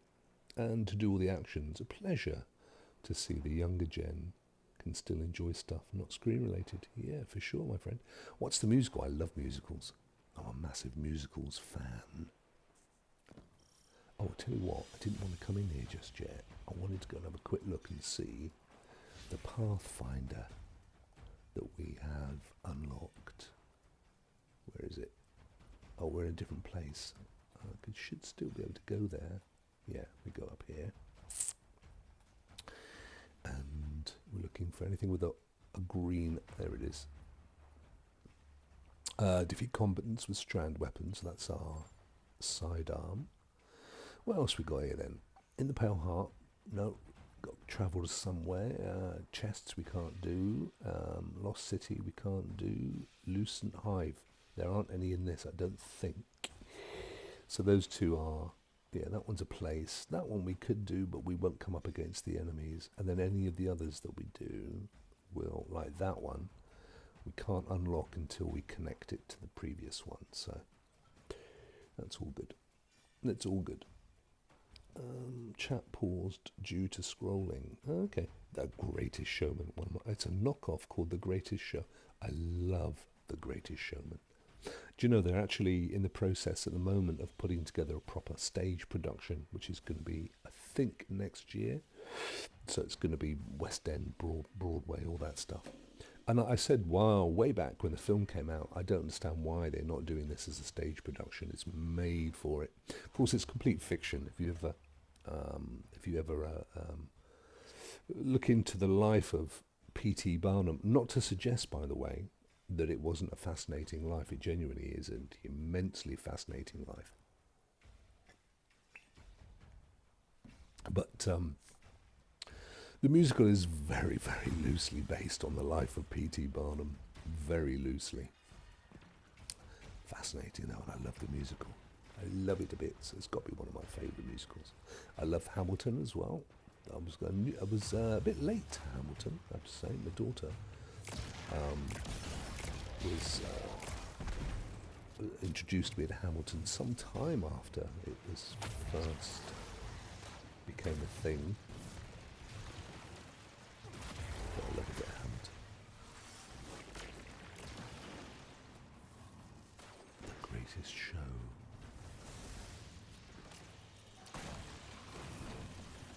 Okay, so they're shielded and they're not.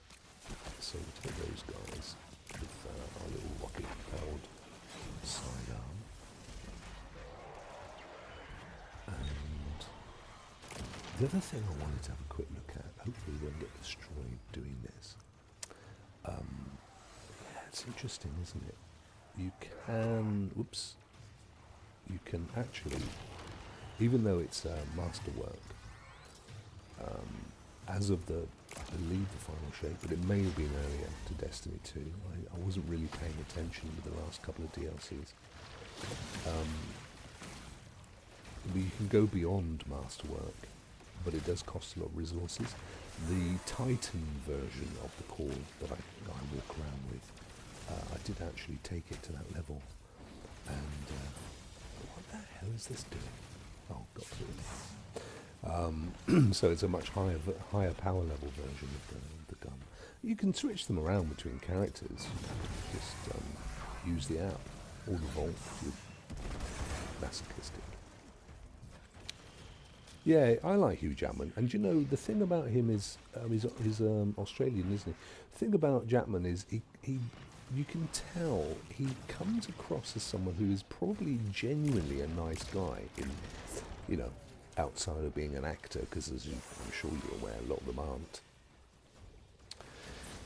But he does come across as a nice fella, you know, somebody, I mean, I'll give you a classic example of somebody who definitely isn't.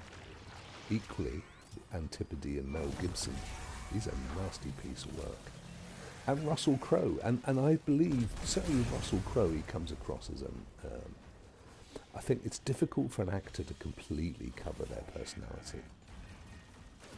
And I can't watch Crowe. I find there's an aura, an ambience about him that just unsettles me. Hugh Jackman, no, I can watch him all day long. Lovely fellow. Lovely chap. Interesting as well being in this game, which is at the end of the day the business of show, even if it's on a low level digital genre version.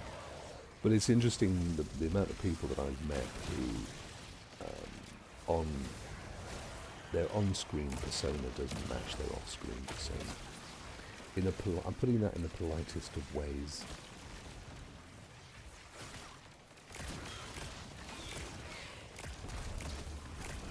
The business of show.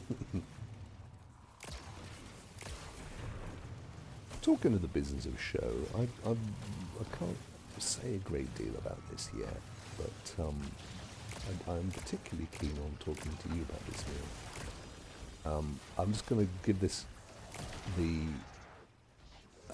most ambiguous, really thinking every word here in my monologue, because I can't, this isn't a done deal, but it's pretty much there on. Let's just say that, how can I put this? An opportunity has come my way, which is not, it kind of touches on this, but it's an academic opportunity that I'm really excited about, and that's why I'm quite keen to let you know about it, Neil, but I can't really say a great deal for other people. Whoa. This is why I love Blink. You can just get out of the way of stuff. Right, let's size up where we are here. We have deposited a couple of things. We can't shoot the stuff with our little Mithrax logo over the top because they're on our side. Right, there you go. I knew there had to be at least one other of these things we needed to deposit because it's got to be banked over there because the dude still has a shield. There we go. Oh, looks like the shield is still there, so we've still got more work to do. And let's get a rift. There we go.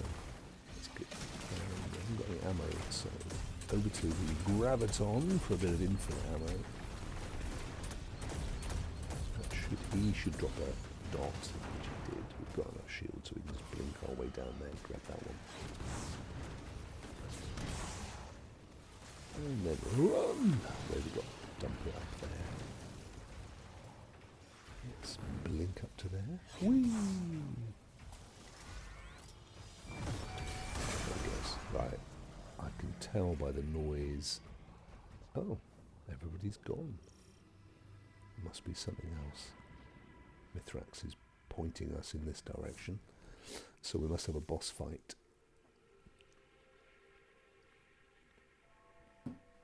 You know by now the way boss fights work. I am not proud of that. Take down some health, and then...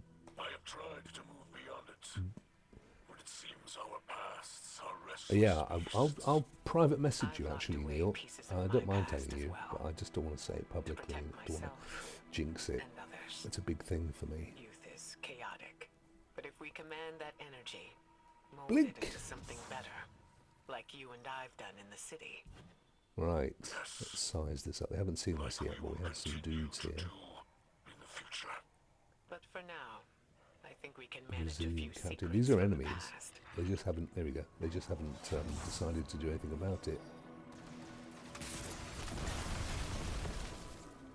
Ooh. That was easy. Oh, we haven't finished yet. Right, let's turn that on.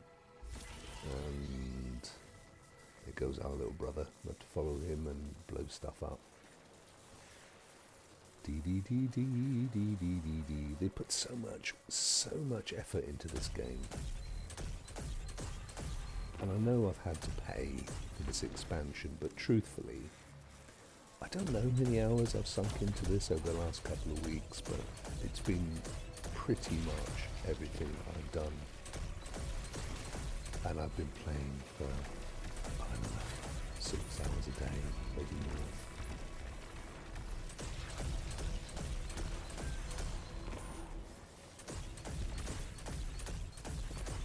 So, I've not played this where dude gets exploded before he's ready, but it is, I guess, technically possible.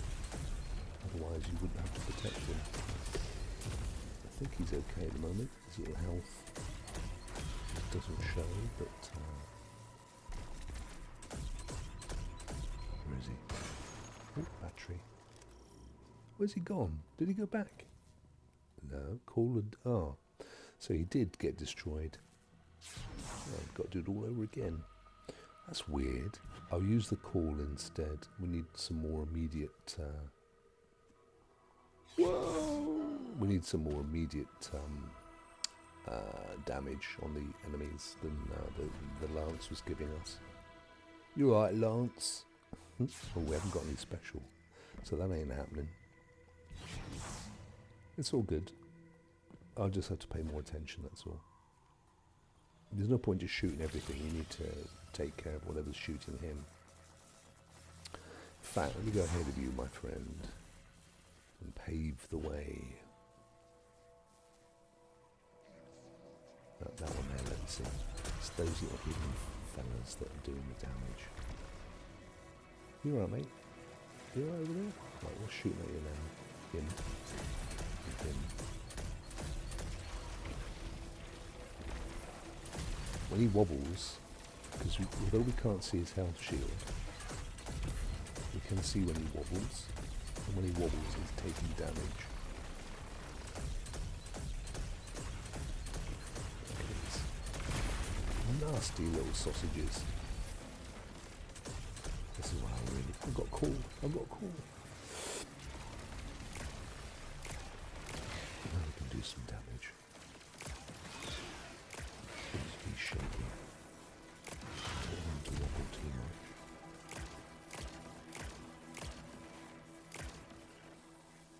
Right, got to get up there with him. Oh, we did it. We've done it. Okay, the giant. Oh no. Finish. Got some ammo for that. Oh, hello. Watch out. Oh! Whew, I thought, oh no! I thought I was a goner. I am. Don't blow up!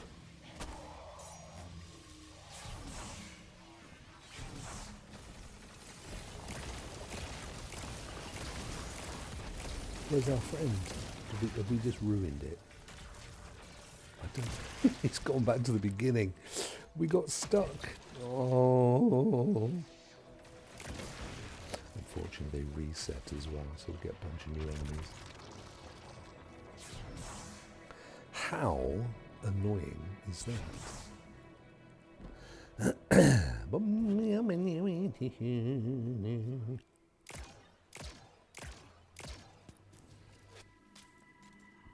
We got him there. No, we overshot it. Oh, we got him there, but we left him up on his own for too long. That was trying to kill the enemies behind us. We should have worried about the cardinal rule that I set myself, which is don't worry about the stuff. Don't worry about what's shooting him. Right, okay, start it off again. We'll do it this time.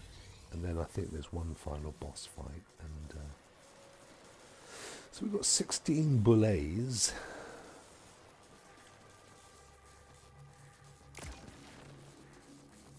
Let's see now. Oh, there's a dude that came up here somewhere.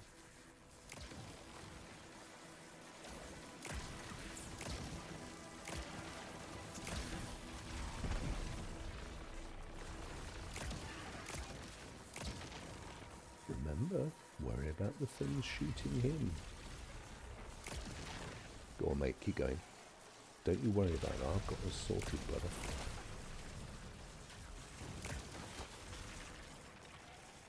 Go on, mate. Oh, he's shaking. Oh, run up, run up. Oh, no, got the birds. Oh, bunch of Alfred Hitchcocks.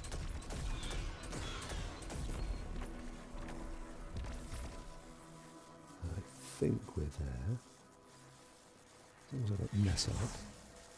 Let's get up here and then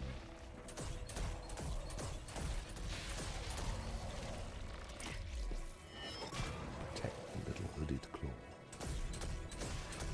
Go on, mate, up you go.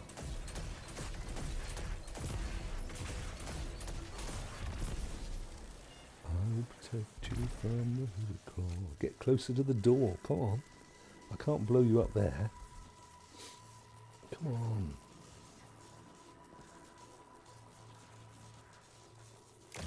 No, he's not ready yet. What is upsetting him? There's somebody else here, isn't there? I think that should do it. Come on, mate. That's better. Right, ready. Ta-da! Good-o. I'm trying to remember how this goes.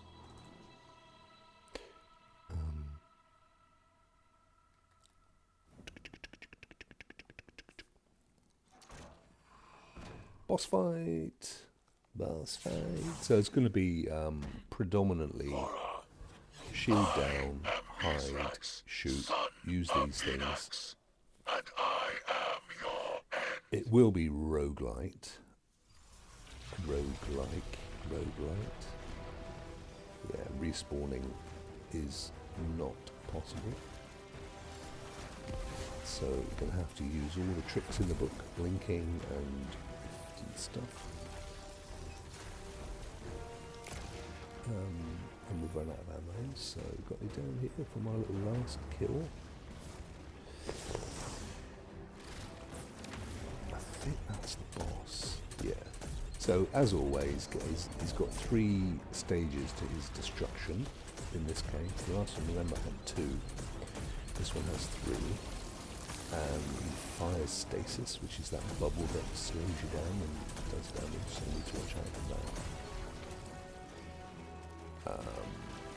We've almost got his first one down. It's going to get a shield, no doubt. But, you know, it's easy enough to do the damage.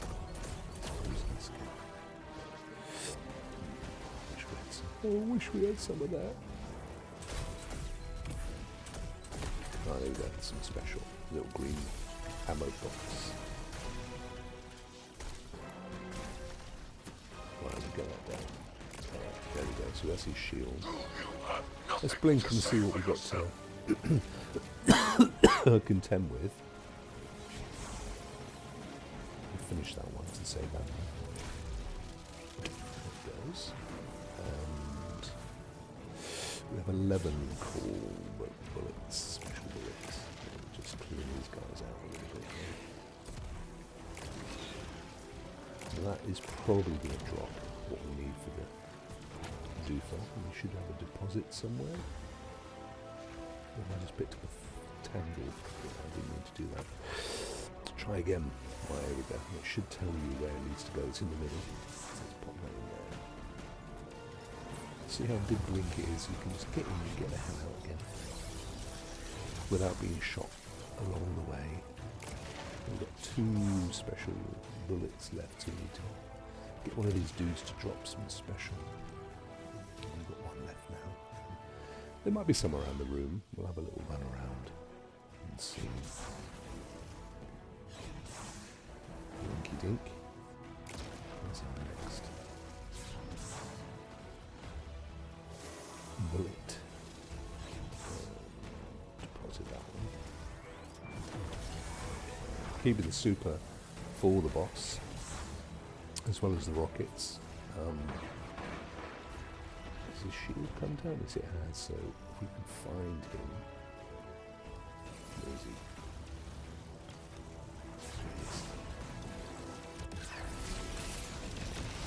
We got him down to the final box.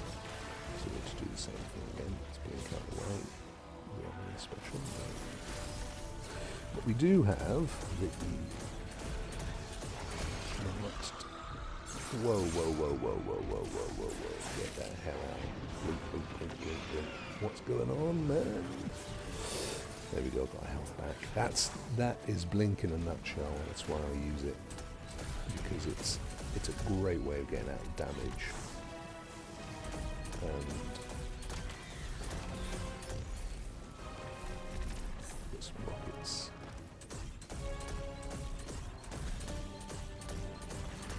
Okay. Bang it in the middle.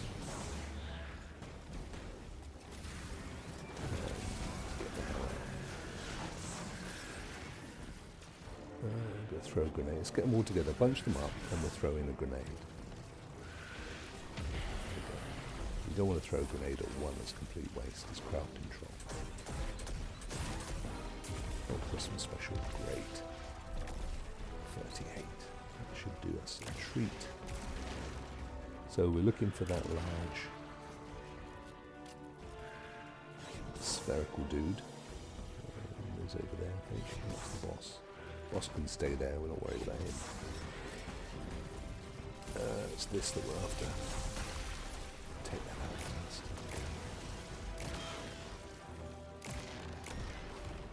And pick that up. And run to the middle. Boom. That's gonna get through. No, it didn't. Got one more to get the shield down. Okay. Oh. No, stuck here.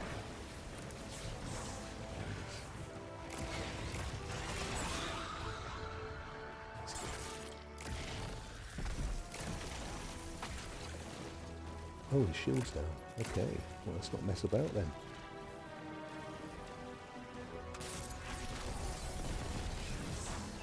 One more. Oh. Got his shield back. Damn you. too long. Nope. Is he gone? Oh yeah, that's done. I think that's it actually. In this instance, he doesn't get killed. So,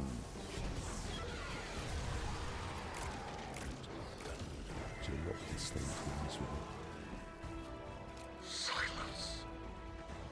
That big large thing was brought in to kill him. It dropped on top of him on purpose. We don't have to do anything with this.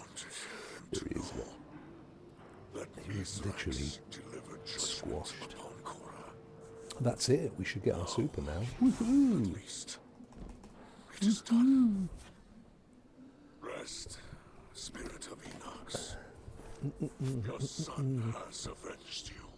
Put your mind at ease, Kell of Light. You can celebrate this victory. Thank you for sharing her story. Many in her salvation still require our aid. Dialogue, dialogue, dialogue. You know how it goes. Oh, this brush with my youth brings my daughter to mind. Her hopes, her ambitions. Cheers, mate. Yeah, There are GG. many who would prey upon them.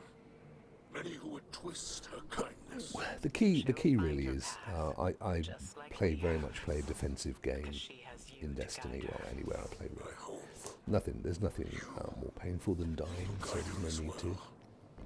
Just, watch your health bar. When it starts to go down, even if it's not in the red, get the hell out, because once it goes into the red, it goes down fast, and you don't always have... There it is! The Arc Super! My theories have all come to correct. Yes, excellent. That's unlocked everything on this character now, which is good news. The Titan, which was the only other one that we had some missing stuff on, only had the one mission, but I have a feeling it was that one, which was a bit of a pain, if all truth be told.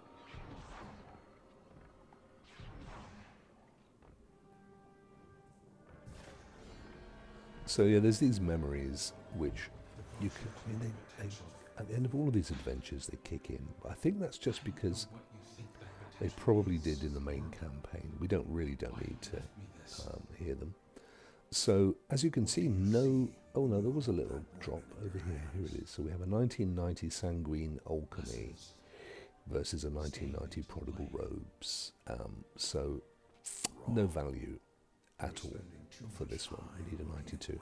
We do have a prime engram of two of them now, two 92 primes, and we have some elements that are below 92. So we'll cash those in, and hopefully they will allow us to got a little helmet as well.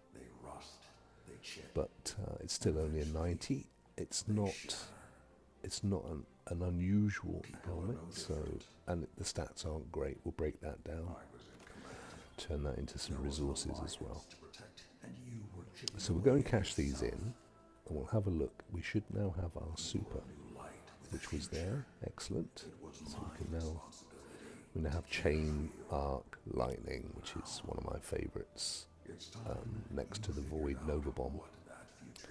And we've unlocked everything else. So other than the stuff that we need to get from hidden chests, which we'll have a look at as well, that's a good little job. Absolutely spiffing. Right, let's go down to Earth. Down to Earth. Down to the tower in old Russia, I believe it's meant to be. And Zur is here, but I've had a little previous look, and he doesn't have anything worth picking up. Although I do have quite a few tokens, so we might have a little look at him, see if there's something we can grab for ourselves.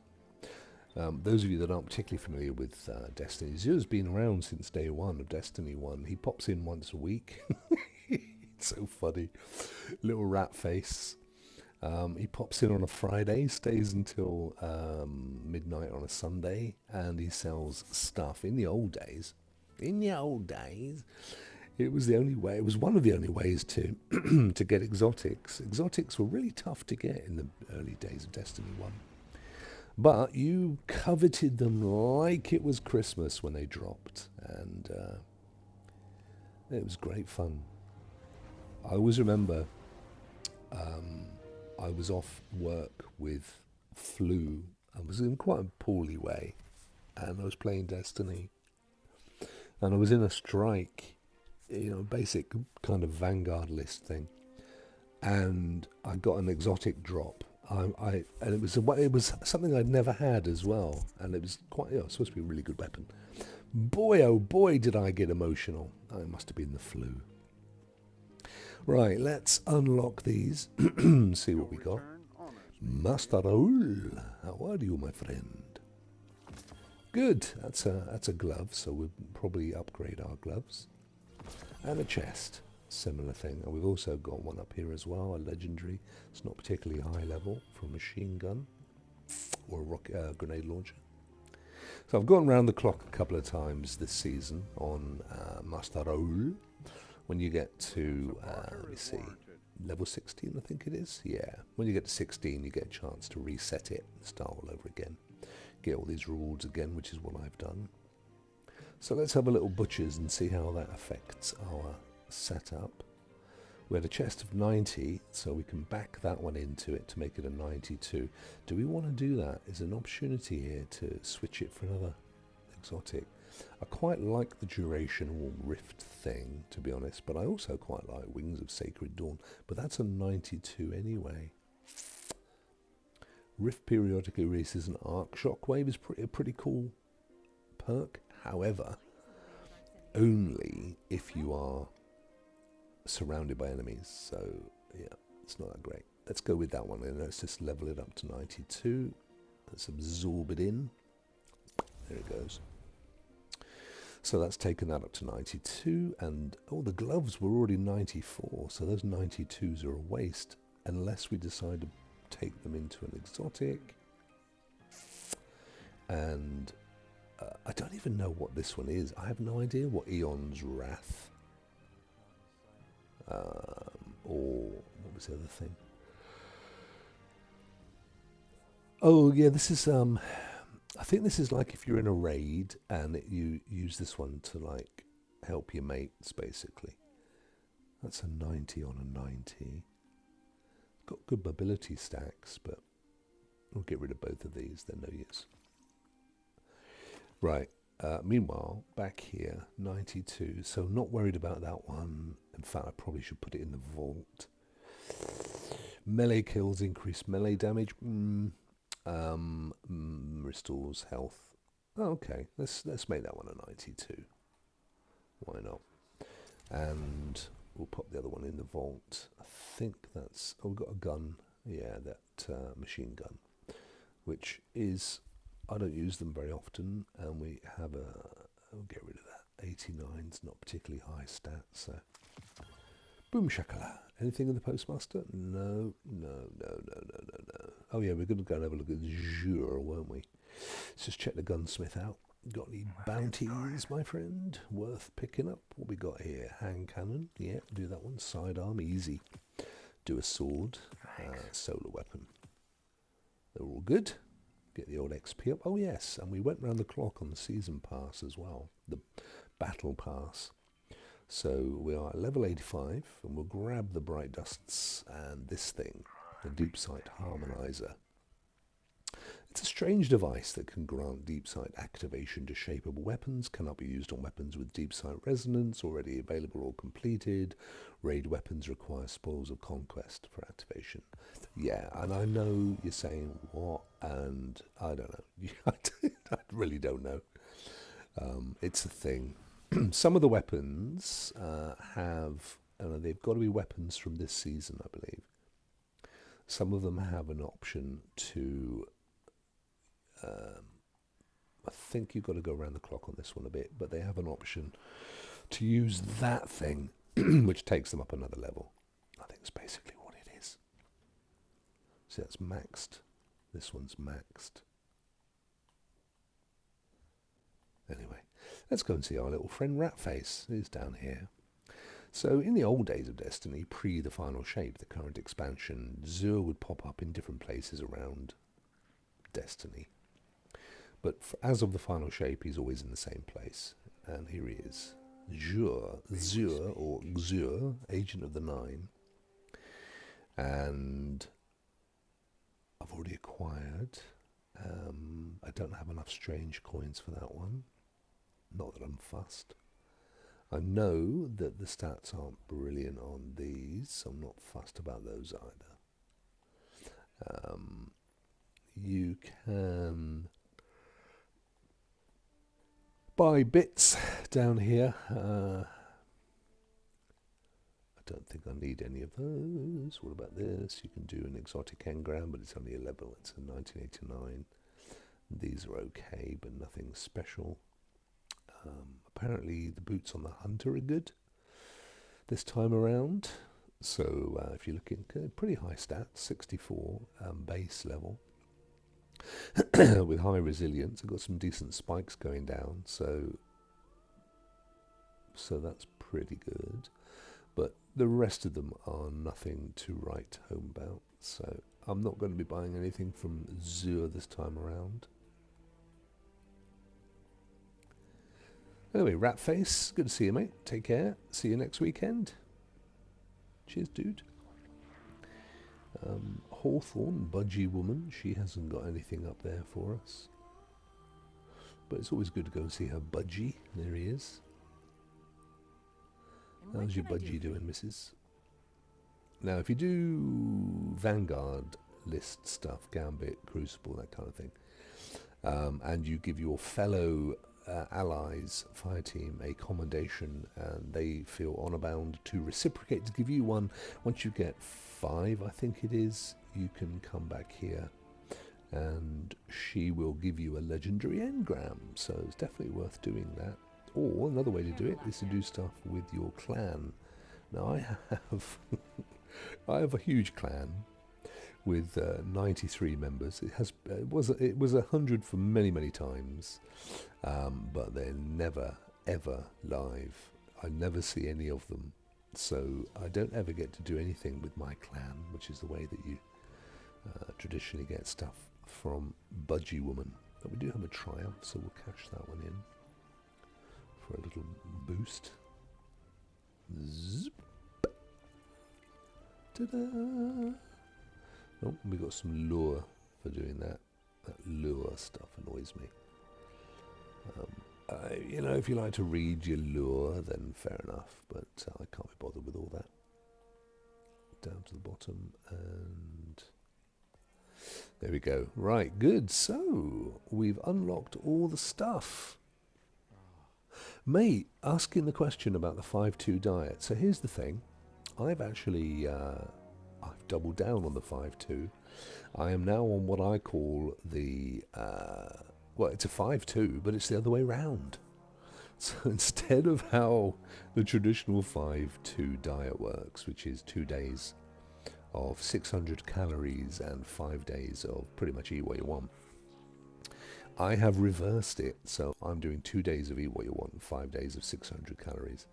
I can't tell you that I've gained significantly from it, but I'm in the mode, and it doesn't bother me that I mean a typical day on the diet for me is coffee, lots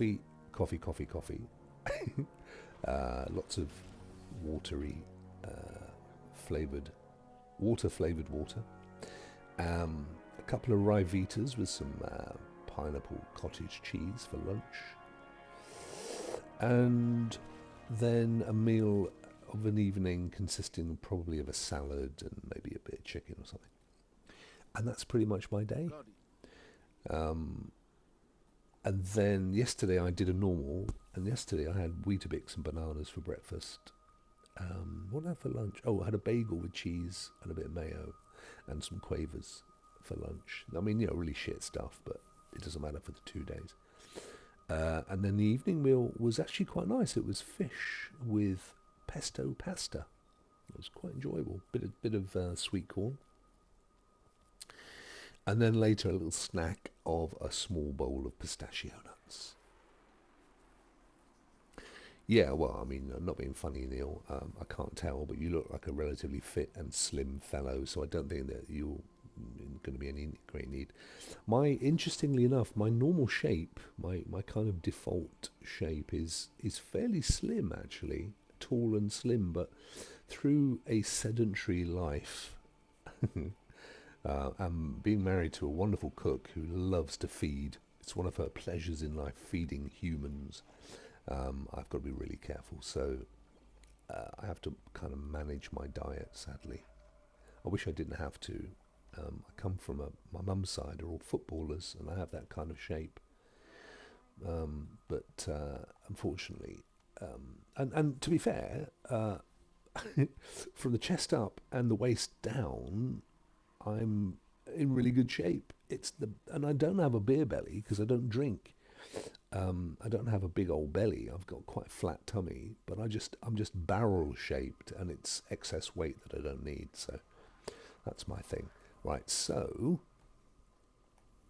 I'm just seeing if there's Dorrigan. There's Dorrigan and Mr. 1030. These are two guys that don't talk to me anymore. They're not alone.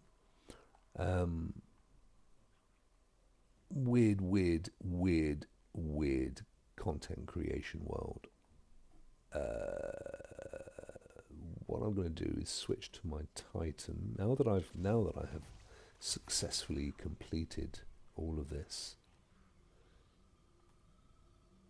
Oh, I've got an empty fragment. I can add stuff.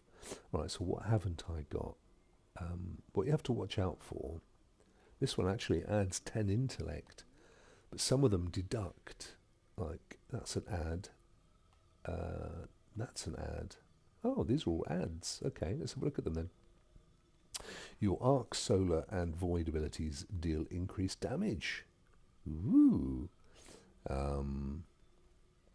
While transcendent, your ability final blows explode. Ooh. How do you become transcendent? You resonate in perfect harmony with light and darkness. The transcendence is the pink bar. Okay. Well, your ability final blows, and that gives you intellect. So that's increased super or faster regen on the super. I think most of us do, Neil, truthfully these days. I mean, obviously, we've been conditioned over the last, as I say, I think most of the world, most of the shit that we're aware of today really kicked in from the late 70s onwards. And by that I mean rampant capitalism and marketing as a science honed in to hit our emotional triggers. So essentially, most of the food we eat is designed to give us some kind of positive feedback, which makes it addictive. So we've. When I was a kid, I never saw a pizza. There was no burger bars where I lived, in a very large city. That has to be said. And my average evening meal would have been shepherd's pie or beef stew or a roast or whatever. I mean, it was relatively wholesome English food. Not anymore. Now it's pasta for days, carbs all over the place. The amount of kids I know that only eat pasta, which is not good. It genuinely is okay. I mean, if you go to America, all they eat is meat. I mean, veg is a luxury. Facet of balance rapidly defeating targets with the light damage grants melee energy. So I'm toyed between this one, which will give me an up 10 upstroke on intellect, and when I've got a pink thing, my final blows will explode, which could be quite useful. Collecting an elemental pickup, they don't drop very often, or destroying a tangle, and I never do that. That's a good 10, so I can't be bothered with that one. That one we've already got active. I don't think it's any different to that one. That one we've already got. We're already using that one. We need to choose ones we're not using. So actually, we don't have a lot of choice, do we? Because the box and these two. What's the box? Relatively light damage, melee energy. Right, we'll have that one. That's fine. That's us sorted, I think. The molten remains of a... Activate your class ability to summon a solar mortar that lobs flaming projectiles. That's pretty cool, actually. And this one, while sliding, no, we don't do slide. What else we got? Defeat the target with an ability to activate Devour. Oh, don't have a lot of choice, do we? It's that one or that one. All right. Okay, that's fine. Right, let's switch to the Titan.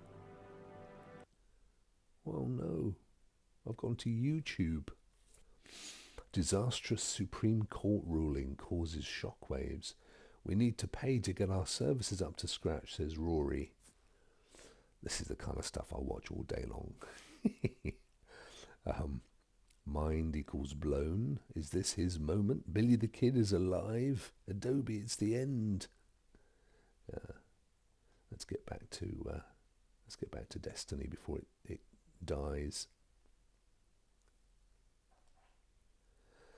So GeForce Now will retain your server presence, there we go, for up to, I think it's 15 minutes. If you don't go back within that time, or the game kicks you out, then you've got to reload the game. So, new instance. So we were fine there. And we need to go here to choose our different character. Choosing the Titan. The Titan. I do love these. I love this screen because it shows the highest rendering of your character. They're just a simple static model. You can't rotate them or anything. But it's the only time you ever see them in full at this level, this resolution, which the game did, but it doesn't. Anyway, we choose the Titan. And just to prove the point, let's go and have a look and see what we're missing. We should have everything unlocked in these, which we do. It only has 2 jump options and 2 barricade options. Got a load of these that need to be unlocked, but they're going to be in hidden chests. And we've unlocked... This got loads that compared to the Warlock. Anyway, what we need to unlock is over here, and it's just the solar power, which is the one I really want to use. So we only have to do one of those adventures to do this. I happen to think it's the nasty one that we did last. But we'll go and have a little butcher's. I say that because I don't remember doing it other than in the main campaign. Therefore, I wouldn't have done it on this character either. I mean, it wasn't that big of a problem. It's just a bit of a drag, isn't it? But different character, so we've got to be aware that we're going to have different mechanics to deal with to keep alive. We don't have the ability to blink, for example, with the Titan. When he jumps, he floats about like a freaking feather. Yeah, so we'll just mouse over these and we'll see that we don't have... where are we? We've used the rewards for these, yeah, so it just comes down to the hollow. I'm 99% certain that the last one we did is the one that we need to do again for this guy. Yeah, there we go. So it's that one. Okay. Alright, I'm quite happy to do it again. For the final time, thank God. Let's just have a little look at our loadout. So what I have slightly differently here, I have a much more powerful call. I think it's this one. Maybe I'm wrong.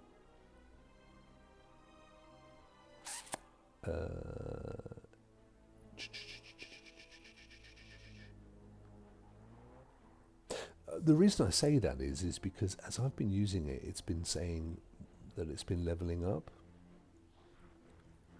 to like level 17, and it's definitely not been my hunter, because I haven't used my hunter now for a little while I've been leveling up these characters, so I don't know what's going on there. But here's a little trick. Not a lot of people know this. It's a hangover from Destiny 1, although I can't actually get it to do anything. But if you approach this big dude in the bushes here, you'll see it says activate fan. See it there? Activate fan. The fan that it activates is on the top of that building, you can see there's a fan down there. If you get a friend, if you're in here with a friend, fire team member, and get them to stand on there while you activate it, it fires them up in the air. That's how it used to work in Destiny 1. I can't get it to work with one person. Nothing happens. So I assume that you need to have a friend stood here to have it do its thing. But the little trick that they've pulled across from Destiny 1, it was always a fun thing. I remember forever seeing these people flying about on there thinking, what the hell is that? And then I discovered the little activate fan button. And it's good to see them put those little Easter eggs in there. Right, so quick check of the old loadout, make sure we've got everything, and then we'll get on with that adventure and get it out of the way. So if you remember, we have to protect the shank to blow the doors up. Then we have a couple of rounds of bank the moats to get the shield down on the boss, and then the final boss, who's relatively easy to take down. However, Titan is predominantly a tougher character, bit of a tank, right? But he doesn't have the same kind of defensive stuff that the Warlock and the Hunter have. So we don't have a blink option. We have to run with flying about and floating about. We do have a barricade, which we can put, it's like a big old wall that we can put up, but it only defends us in one direction. There's three, but there's two barricades. One of them has an ability to shoot over the top, but it's not as protective. So I tend to use, again, I'm thinking more about staying alive than doing damage. We can take time to do damage. So we go with a barricade. In terms of the super, well, the one I really want is the one that we haven't unlocked, but we have the void one, the void axes, whatever they're called, arsenal currently chosen, which just gives us 3 axes that we can fire. It's not a brilliant super, to be honest. They all do decent damage. This one's quite fun. You basically become a rocket. You can guide yourself into the boss. Does a huge amount of damage, but it's really hard to control, and you can end up missing the boss and wasting it. This one's not bad, the Blade Fury, and the Stasis is a similar thing. So we're going to stick for I'm just trying to think of the bosses. I'm just debating whether to go with this one, because you do have a bit of a run up on the bosses actually. Yeah, we're only going to use them on the bosses anyway. We have Barricade, we have Strong Initial Burst, which is the more controllable, I believe, of the supers. This one I really love. When you run, you'll see you start to sort of glow, and having started to glow, you can then hit your right trigger and you punch into somebody at distance, and a pulse grenade. So that's pretty much it. We don't have a lot more than that. I'm not using a graviton on this one. I'm just in two minds actually about switching out the truth for this pulse rifle. And the beauty of this pulse rifle, the Red Death, is that kills will replenish your health to a degree, give you a bit of health, which is a bit of a, but it's not as great a weapon. This thing, the perfect pitch. Oh, it's this one that I think I was leveling up. Yes, it's this thing.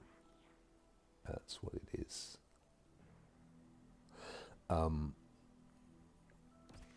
What this thing does is it fires Scorch solar explosions, a bit like the Call, only it's a submachine gun and it has infinite ammo, which is why it's my second. And then the Truth is a really, really good rocket launcher, which has both really high blast radius, 100% blast radius, and it has tracking rockets.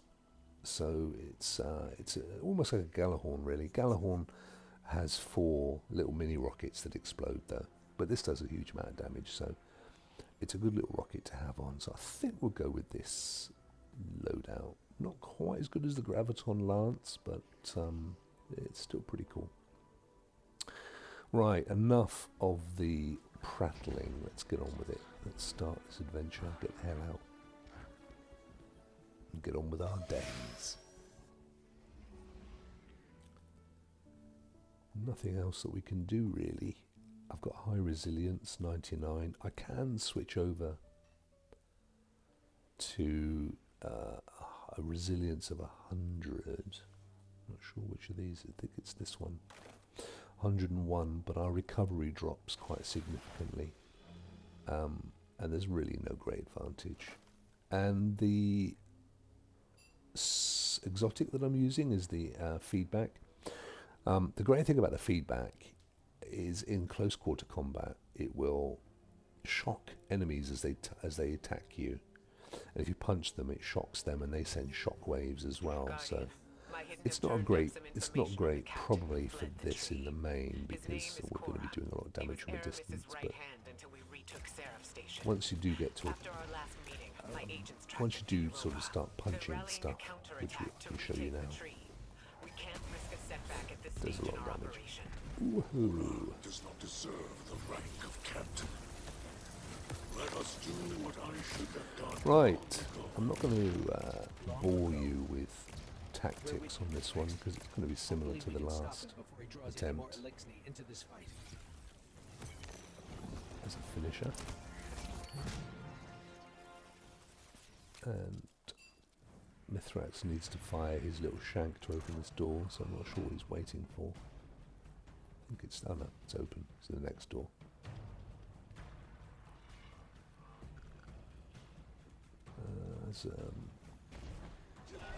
So when I punch him, you see there you go, you see that electricity.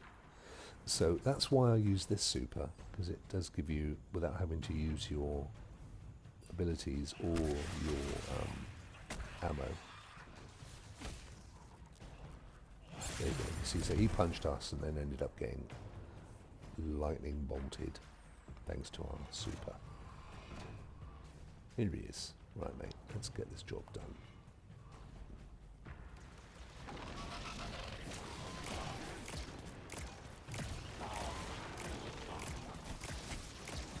I would definitely encourage, if you play Destiny, I would definitely encourage you to use all. They see our health's gone down. Normally I would blink the hell out of there while I let it come back. And in my ideal world, I would have a really high recovery rate as well as a high resilience. And then I would just need to duck out of the way, and I would get the health back. But it's incredibly hard actually to get those two stats high. It's possible, it is absolutely possible to get 100 resilience and recovery, but it requires a lot of work and a bit of luck to find the ammo that you need to do that. So I'm happy with 100 resilience. That just gives us that little bit of time to duck out the way. Right, where's his little blow-up shank? Here he is. I love the news agents, Neil. I actually have a thing for mate list, to be honest, but that's you know, that's just me. I love intelligent women. I find it the most attractive trait. But anyway, that's me being a little bit on the old sexist side, just blow him up. Yeah, I think it's really good. John Sopel used to turn me off a bit, but I have warmed to him. I used to find him a little bit full of himself. Watch this. It's just such a lovely little perk. Finish him. And the old boss blew up as well by touching us. It's a nice little side perk of our super. Yeah, the best thing they did was all three of them. I love Lewis. I think Lewis is brilliant, and all three of them moving to LBC was the right move. LBC is a fascinating channel. It's owned by a very well-known, well-known father and son. I mean, the whole of Global is owned by a dad and his son, and they're known Tory donors. So, as for the longest time, LBC, which of course is until the advent of digital's London Broadcasting Channel, and now it's converted to being more of a global a national channel. But yeah, it used to be a lot more right-wing than it is now. But I think it's really, to their credit, they've got a great balance. You know, you can usually find a show that will mirror your political persuasion through the day. I tend to avoid the more right-wing or right-centrists, like Ian Dan, and I listen a lot to James O'Brien. I listen to James O'Brien every day. Actually, I went to a James O'Brien chat with the great man not so long ago. It was his book tour, which I own physically and digitally. Although I still haven't listened to the whole thing. I find it too depressing. And my other favourite is Nick Abbott, who does Fridays, Saturdays and Sundays. Although some idiot at LBC thought that they would make him do a serious show on a Sunday, which is a real shame, because he doesn't mind doing it. That's not his thing. Yeah, mate, this is wonderful. So yeah, mate, I do. I listen. If I don't listen to O'Brien live, which is most days, then I will usually listen to the catch-up later when I go to bed.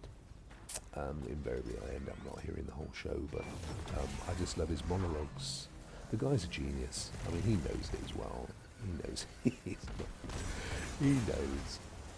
But he does those monologues, those 20-minute monologues, with no prep, no notes, the whole thing. And I know this is a fact. He does the whole thing completely off pat, and apparently he decides literally when he gets to work in the morning what he's going to talk about. He doesn't think about it the night before. He doesn't think about it on the train in or anything. I think that's amazing, because if you listen to those monologues, they have complete and utter context. They have a whole start, middle, and end. They have a really well thought through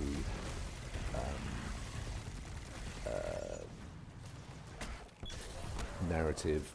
Just amazing. I mean, absolutely amazing. He was, believe it or not, when he was at school, he was a national schoolboy debating champion.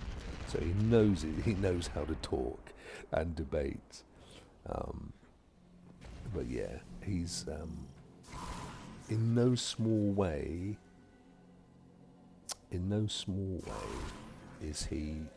has he played a massive part in the demise of this current regime.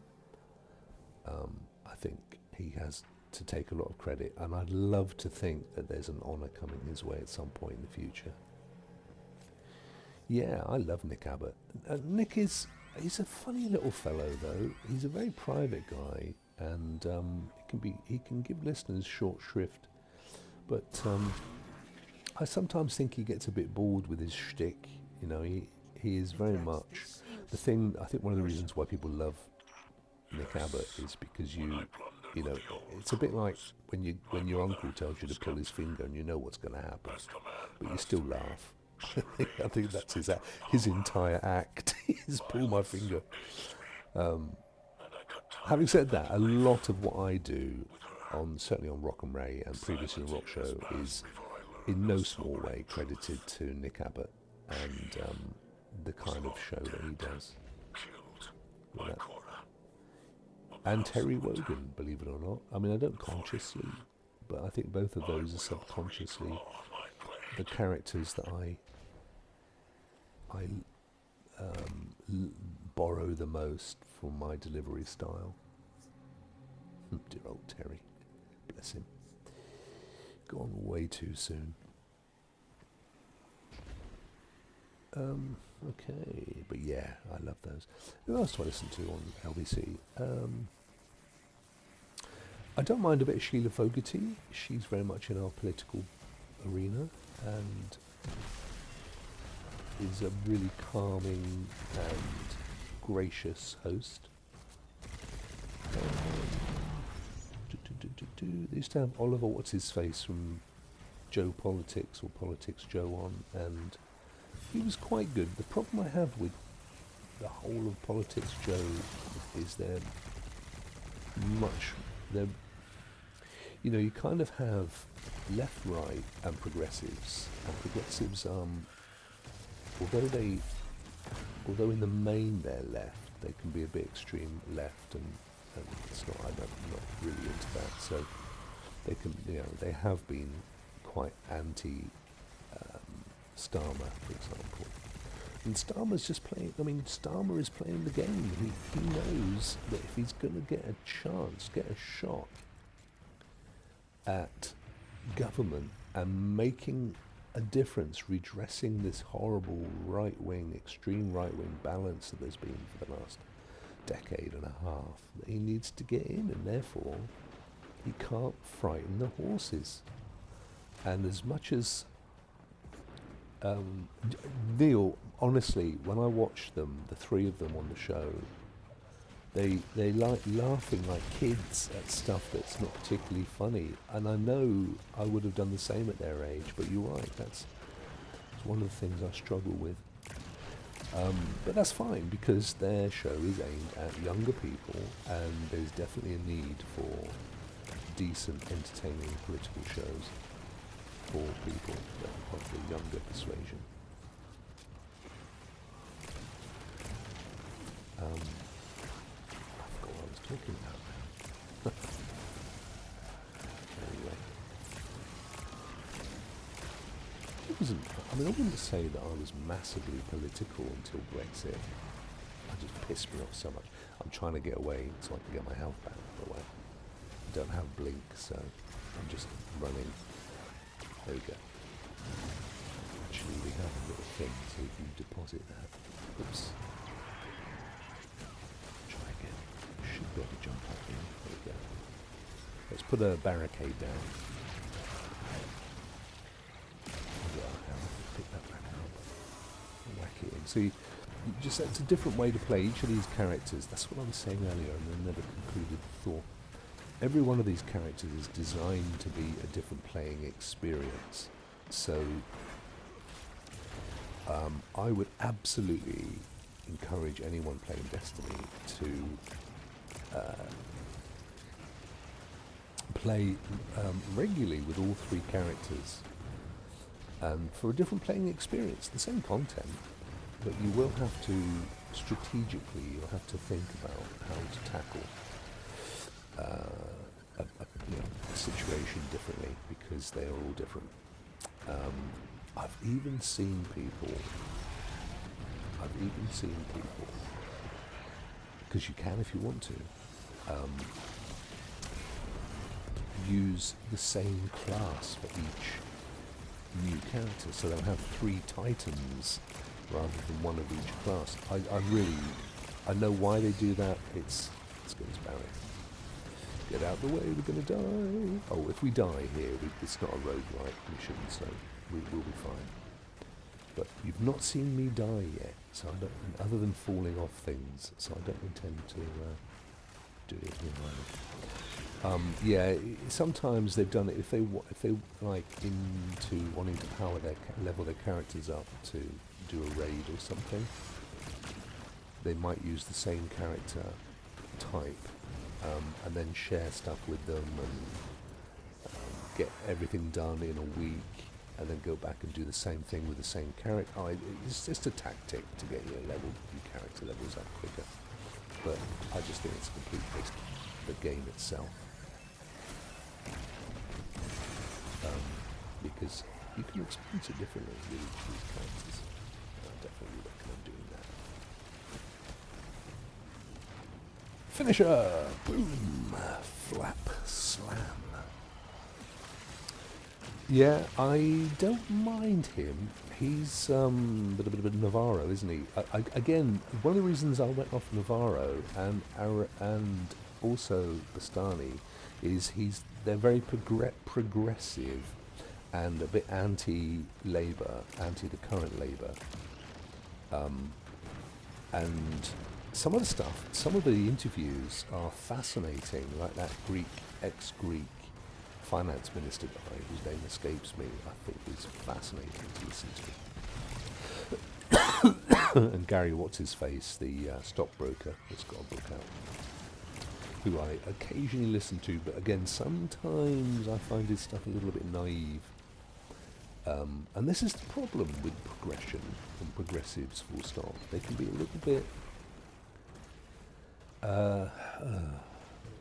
you know, the aims are great, but the chances of them actually coming off are pretty slim in a real world scenario. We have to play with what we've got, and it has to sometimes be a little bit day by day. I mean, one of the things that I'm not completely convinced about, for example, is the alternative voting mechanism, which I've forgotten, begins with a P, because I've been saying progressive so many times that the word is not coming out of my mouth. Anyway, the opposite of first past the post, you know the one I mean. And the thing that worries me about it is that it would allow, for example, reform if we had, what's it called, Neil? Begins with a P. If we had it right now, we didn't have first past the post, which everybody complains has been, you know, a great way for the Conservatives to ensure that they stay in all the time. I get it, understand it, that's true. But if we had the alternative right now, PR, thank you, proportional representation, if we had that in place right now, it would mean that reform would end up with a ton of seats. And that's what worries me, because on the one hand, it should, in theory, make it a more fairer system. But in reality, what fairness equates, applies to all flavours of politics. And I don't want to give any right-wing fascist an opportunity to have a say in how my life is run. And so PR is, for me, I would rather stick with what we've got, so that it, and the idea of it was always to weed out the outliers, the extremists. Otherwise, you know, that's where we could end up. We could end up in a situation where, and purists and progressives would say, well, that's just unfortunate. That's how it is, and I'd rather have that and have, you know, PR than continue with first past the post and have this less than fair system. But I personally don't want to give extremists any opportunity, and I don't care whether they're right or left. In a modern functioning democracy, you need to weed out the extremists, in my very humble opinion.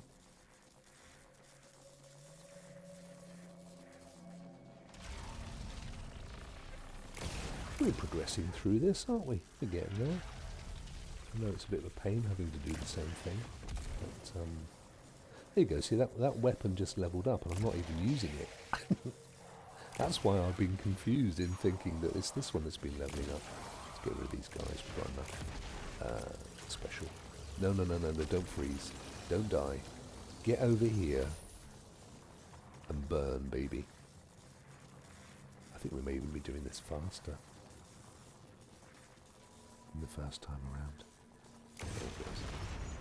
Because you remember, we fell off a few times, didn't we? Had to go back and restart him and stuff. Yeah, I'd love to see green. Okay, my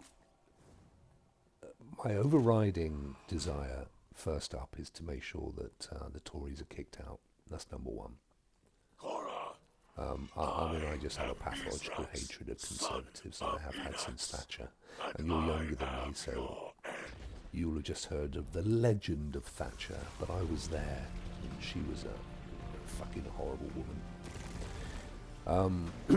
So number one, I want to get rid of them. Number two, and that has to be Labour. I mean, I don't care, this is just the way it is. Number two, I really like the Green policies. I really do. I think they've got some great policies. I also really like the Liberal Democrat policies. But I kind of put Liberal Democrats, Labour and the Greens in the same box. I genuinely do. I think, you know, there's not the polarity that you have between the right and the left. So Reform and Conservatives on the right, and Greens, SNP, Liberal Democrats and Labour on the left. And the truth is, this has been one of the ways that the Conservatives have managed to always win. I mean, they've been in power like 8 out of 10 times more than Labour, because there only ever has been one Conservative party, but there have been like 4 essential Liberal parties, including Labour, if you want to consider that Liberal in the generic sense. So the vote has always been split, you see, and that's been their trick, and that's why progressives want to get rid of first past the post, because their attitude is well, if you have proportional representation, then even the other parties will get some seats. And yeah, I get that from from a selfish liberal perspective, but unfortunately it's also going to mean that people like Farage, the Koch brothers, Putin-funded right-wingers are going to have a massive interest as well, and that's the bit I don't want to see. So we start by getting a massive majority for Labour, which is what we're going to get, hopefully. Do you know what? I would have said definitely until the last few days, the Tories have been throwing every last penny they've got into gaslighting people in thinking that it's going to be a problem if Labour have what they call a supermajority. The truth is just a majority is all you can have in British politics. And there's even people saying, oh, I'm not even going to vote. I mean, unfortunately, the uneducated predominantly, those that we talked about earlier, that don't have an internal monologue. And that's a worry, because that's exactly what the Tories have been aiming for, knowing full well that they can't actually win. Are we at the final boss already? Flipping heck, that was quick. No, there's another one, isn't there, after this? Get out of the way of them. And so what they've been doing is they've been trying to reduce the amount of people that will vote. As for Reform, I don't know. I think when people, there's always going to be the absolute. There's always going to be the football fanatics, the racists that will vote for the most racist person on the box. And they would have been voting Tory before, so it doesn't bother me. The Tories are getting a taste of their own medicine here with the split of the vote. They're now getting to see what it was like for us for these decades. So, on that basis, what tactical voting has done, which is the big thing, the big shiny new thing that's just kind of came to the fore in the last general election, which is an amazing antidote to first past the post. What it means is that we get a much more liberal. You see, to do tactical voting, you need to have a level of intelligence. To have a level of intelligence means that you're probably not voting Tory. It's just a fact. So we're more likely to get the considered party vote. I don't care if people hate me for my politics. At 57, you get to a point where you don't give a shit. I don't need to make friends politically. I gave up on that. I gave up on the trying to be fair when I saw the tactics that were brought to bear by the Trump campaign and Brexit. Let's just do some damage on this dude. Look at that. Yeah, it's not about fairness anymore. I realise that they don't see it that way. They're not playing a game. They're not playing any game. They will do whatever it takes to win. And that's the mentality that I have now. I've gone beyond caring about trying to be inclusive of the right wing. So what I'm hoping is on Thursday we will get a majority Labour government, and even if we don't, the Liberal Democrats, SNP and Greens will happily form some level of coalition. This is what I was getting to when you said earlier about the Green policy. Also, don't rule out, Neil, that even though Labour have had to say, they've had to bite their lip and say, you know, well, we can't do this, we can't do that. The truth is, they are in such a toxic, we are in such a toxic world where, unlike America, most of our press, and indeed under the Tories, our broadcast media, is right-wing or right-wing leaning or right-wing sympathetic. And on that basis, they have to be so careful what they say, because a slip of the tongue, it's the same with Biden at the moment, a slip of the tongue, even though his opponent is an insane criminal, the fact that he has a stammer and has had a stammer his entire life is perceived as being senile. And so, you know, you have to be really, really careful when you live in that world. And just bear in mind the one rule, they don't have a rule.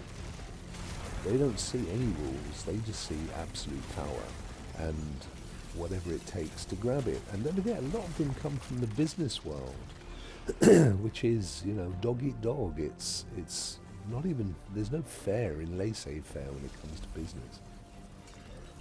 I think we've done it. It was a lot quicker, wasn't it, than the last time? It just goes to show. Oh, we've still got one more thingy bob. It was the same last time, wasn't it? One more of these to take out. Oh no, he's dead. That's right, this thing comes down. We've done it! Yoo-hoo! Wow, that was quick. Well, he's definitely raising taxes. The key thing is where those taxes are raised. They've been very careful in saying that they're not going to tax in a way that affects ordinary people. And of course they can't all out and out say, I mean, look at the uproar that was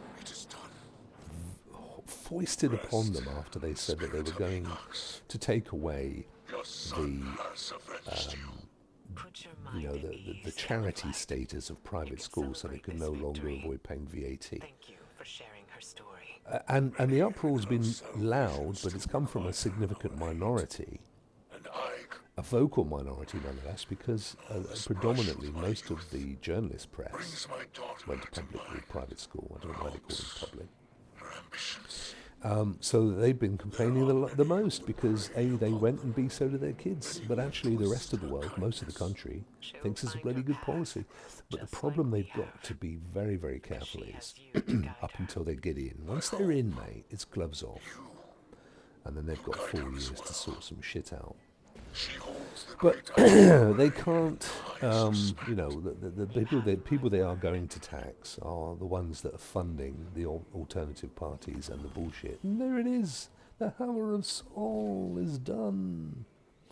So we now have that subclass progression. We have unlocked everything. Woohoo!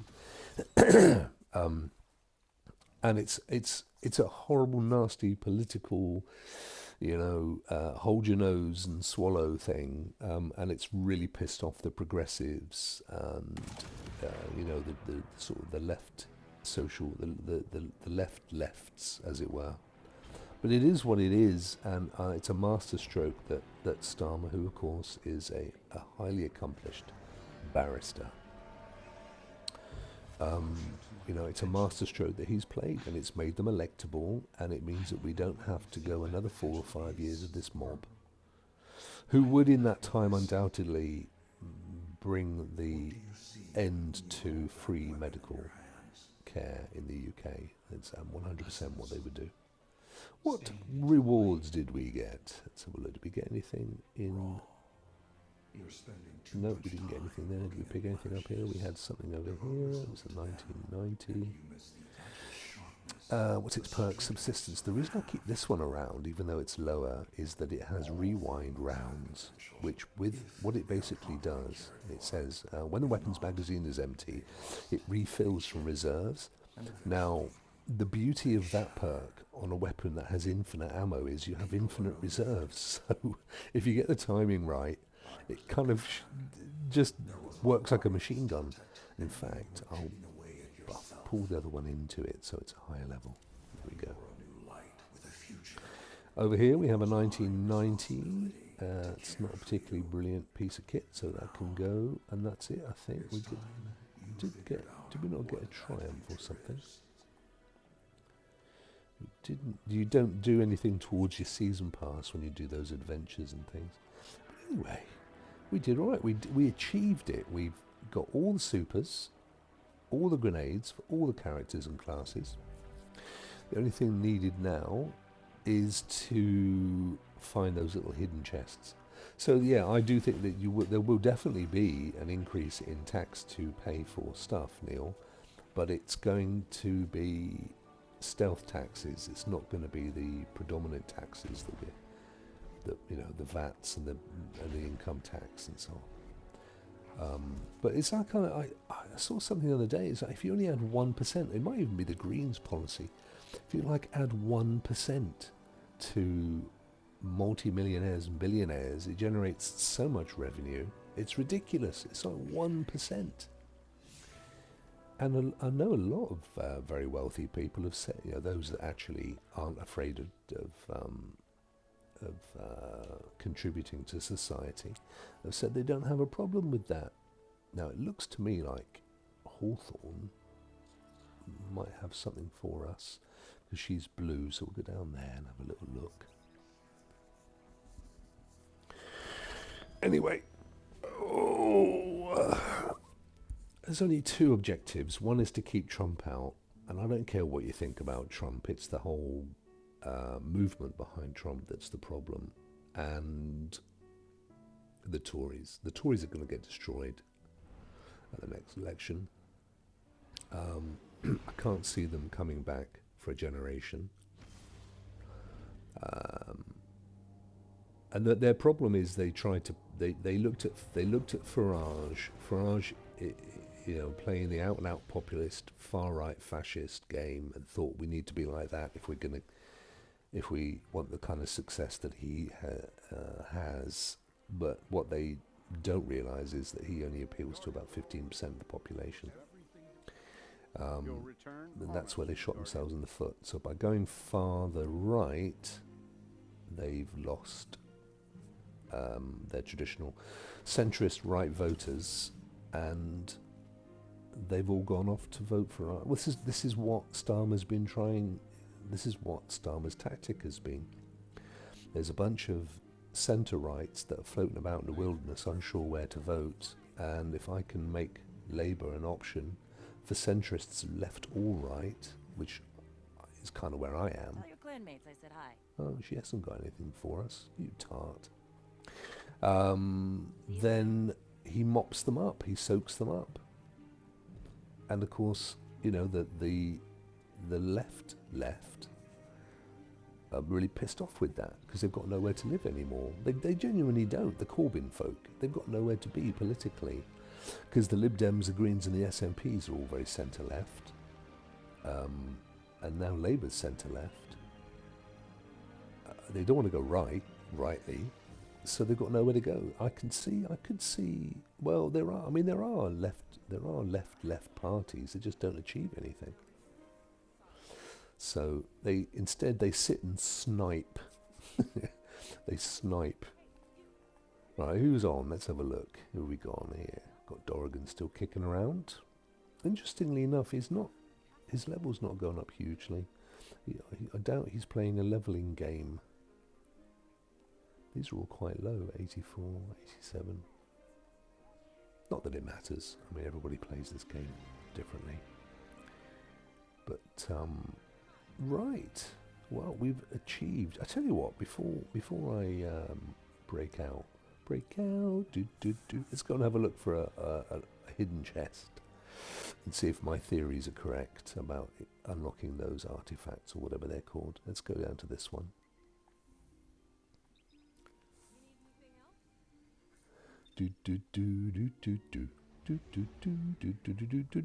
I'd really love to do a political show. I wouldn't do it. I don't think I would do it on my rock show channel because it's confusing enough already.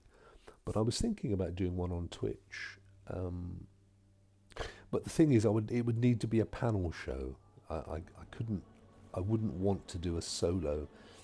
If you watch Phil Morehouse, I think it's Phil Morehouse 77 on Twitter, and on YouTube it's A Different Bias. He's my favourite political commentator. He bangs out 2 or 3 shows a day. They're only 5 minutes long, but they are so insightful. I mean, he's a Labour man, but his stuff is really, really clever. A Different Bias is what the channel's called. He was a game streamer. Actually, he was a teacher. He was a maths teacher.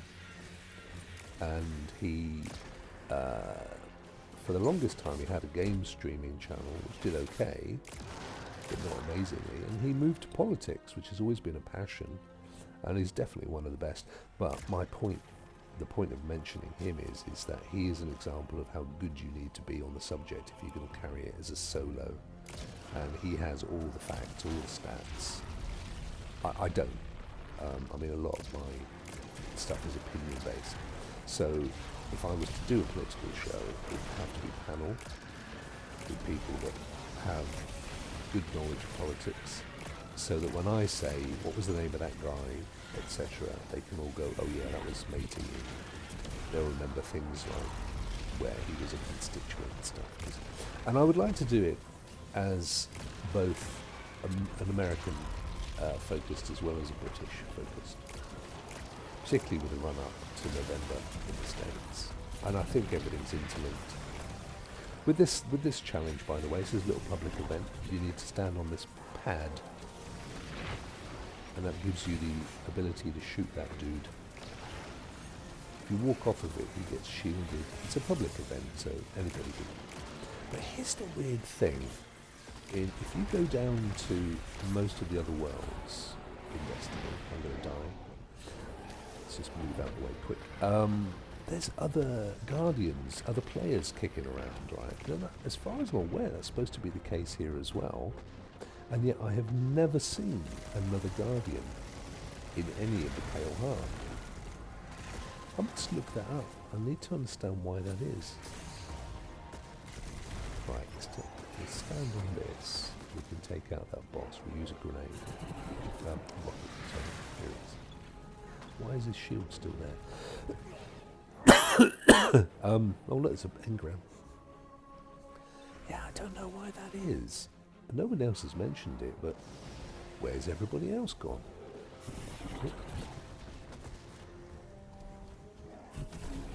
Shield down, boss dead. Oh, he moved.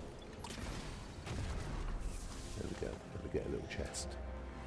And as you do things like this, let's pick up these engrams, you'll notice that where it says overthrow the blooming in orange to the left of the screen, there's 4 diamonds, and each one of those is an overthrow. And you have to. We've got 499. That public event gave us about 450. So you have to do a couple of those to get 1,000. And when you've got all 3 of those done, you get a boss fight, and that gives you some stuff. Now, see, I've already lost my train of thought. We were looking for a hidden chest, weren't we? So we need to go to the map, and you see there's actually one behind us. So if we flip around, the suggestion is there's one. It's not going to be that one. That's the one we just unlocked. Let's have a look on the map.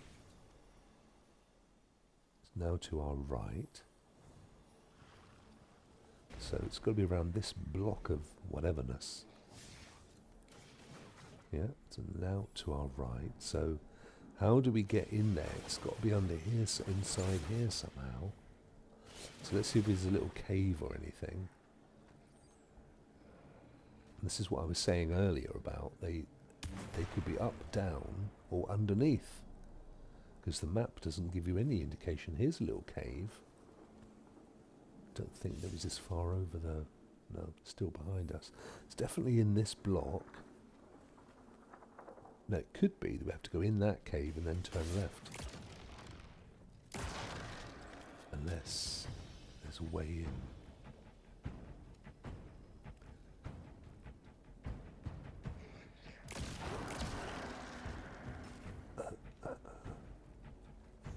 Or is it up the top of the tree? Could be at the top of the tree, couldn't it? You see? Whoops.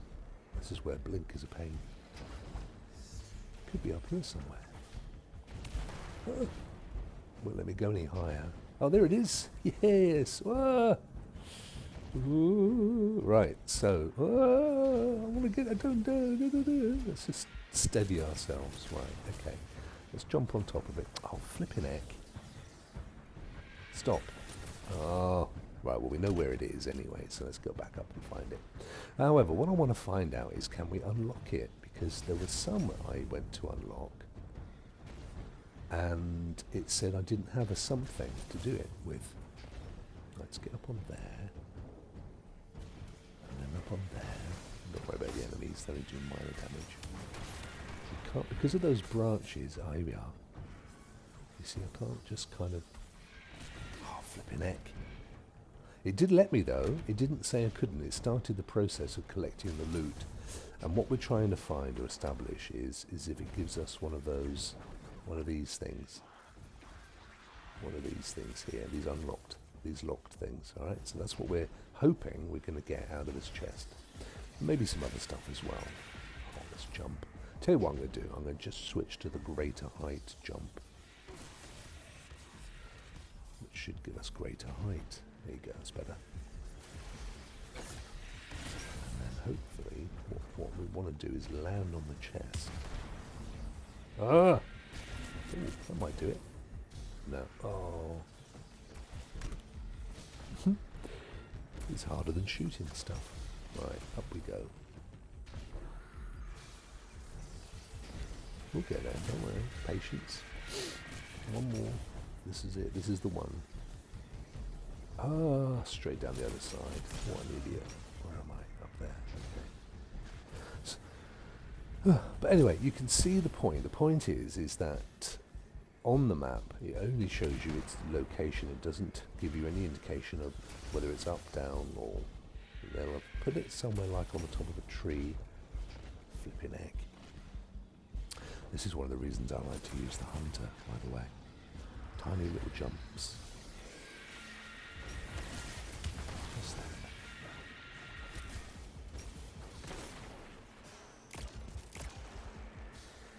If it wasn't for these leaves, we could see where we need to go. Ah, here we go. There we are. Collect loot. A lost encryption bit. Oh. Well, I was hoping for more than that. What did that do? Did it unlock anything? No. I don't think it did. And I don't even know what the lost encryption... I've got 2 of these already. Other pieces are likely in similar places. Alright, but I don't know what we do with them. Let's find the next hidden chest. There was one here in the same area. There's that one over there, and this one, that's a lost sector, and there's that one, which is behind us, and in there. It could be a little cave or something, maybe.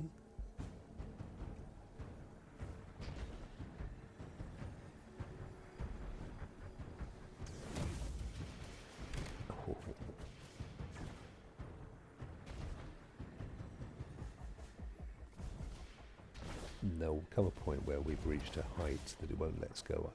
You can always tell because the textures start looking really crap. I think it's there. You see it shaking a bit. It's not letting us go any higher. Right, let's see where that chest thing was. It's in front of us and above, literally in that direction. I can't see any obvious caves, but we'll try and get up there anyway.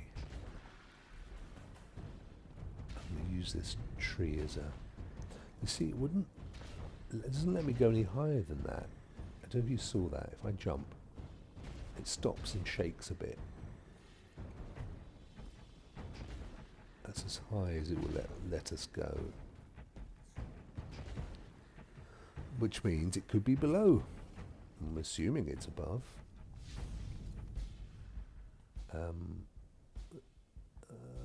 can't see ourselves because we're behind there, but I think we're facing it. So let's have a look down here and see if there's a little cave entrance. It's quite dark. No, it's not there.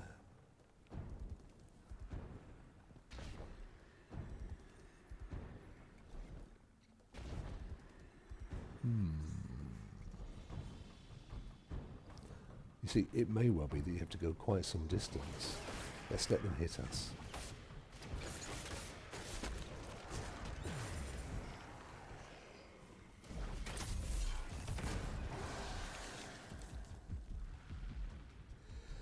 They're way too tall. We definitely don't have to. We definitely can't get to whatever it is unless it's sat on a rock. I mean, it could be sat on a bit of rock. You know, like these guys here, for example. I mean, it's not over. It's not this far over. Let's have a look. Yeah, it's up and so it's forward and slightly to the right. I don't think we can get up there.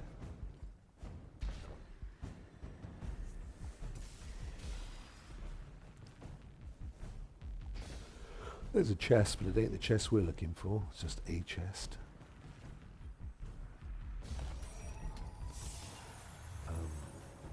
So it's now to our left slightly. We definitely have to.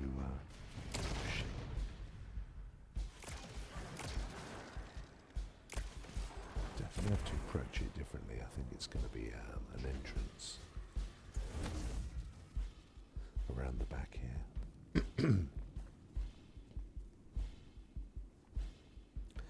Well, these are like they're meant to be climbed, don't they?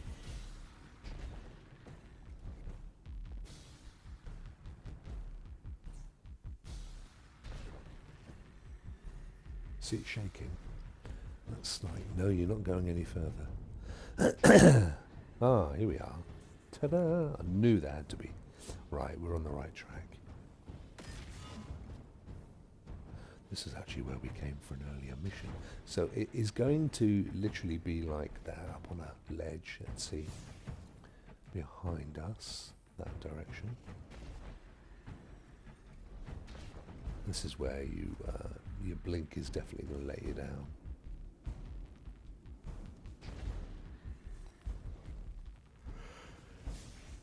You have to keep checking now it's forward and to the right.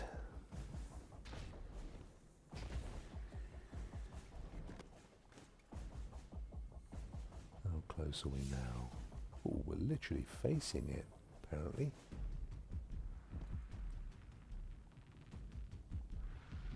Well, that's disappointing. Is it up on the tree again?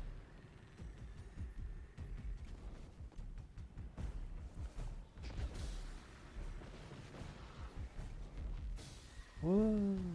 Oh, there it is. See it? Hello. Woohoo!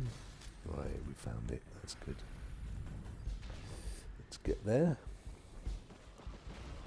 Little tiny ledge. Right, see if we can open it then. Yes, we can. And this time we got a helmet. We've still got a lost encryption bit though.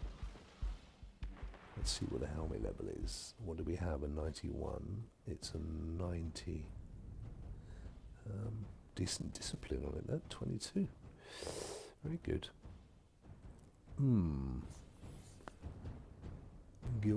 I find Guild Wars is another one that's a nightmare for knowing which level a quest or chest is on. Old Bjorn loves all that stuff, doesn't he? The whole kind of fantasy medieval stuff. You know, Lord of the Rings-ish things. I'm just gonna well, not Google. I don't Google anything anymore. Perplexity's my man. I just want to find out what were they called and what they do. Hang on, let's go back to here. They're called lost encryption bits.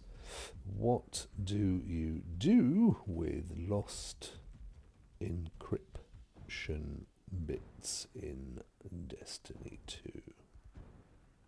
See what it says. It says In Destiny 2 Lost, encryption bits are used to obtain the exotic weapon Kvostov 7GOX. Here's what you do with them. Collect 15. You get 9 from regional chests, which are these. 3 each in the Blooming region, the landing and the in pass, and 6 from completing cyst activities. Once you've got all of them, they automatically combine to form an encryption key. Take that to a specific location in the impasse where Kvostov was originally found. Yeah, Kvostov was the first auto rifle. The first gun that you find when you start Destiny 1. I think Destiny 2 as well, when you start from scratch. It's the first gun. It's actually a really neat little gun as well. I kept mine for the longest time. There you'll find a golden chest containing the legendary version. I know the chest, I've seen it. To upgrade to the exotic version, you'll need to complete additional steps. Okay, well that's worth knowing. I mean, it's not what I was hoping for out of these chests. But I definitely would love to have the Kvostov. I wonder what its perk is as an exotic. But anyway, that is how you get your hidden chests. It's quite fun, actually. That's it said there were 3 on the Blooming, so I must have already found. Well, I must have found one because, of course, we've got 3 bits. So there's another 4, and this one we found as well. The linear fusion. Dealing damage improves reload speed. I mean, there's nothing special about that, and it's no better a level than the other bits and pieces, so we'll get rid of those. Yabba dabba do time. We'll have a gay old time. That's cool. Right, ladies and gentlemen, largely you, Neil, my good friend. There's Windstar and Gem. I'm going to call it a day at that point in time, largely because we've been streaming now for quite some time, I think a couple of hours, and we've covered some ground. We've got all of the supers for all of our characters.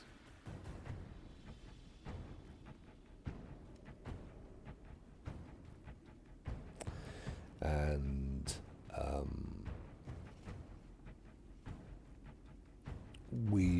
I've shown you how to get a hidden chest. We've had a look at a couple of adventures. I've given you some tips on playing defensively and playing with all 3 characters. Another little chest. It's not a regional chest. I keep calling them hidden chests. They're regional chests. But they all add to the progression of the overthrow. Another one over here.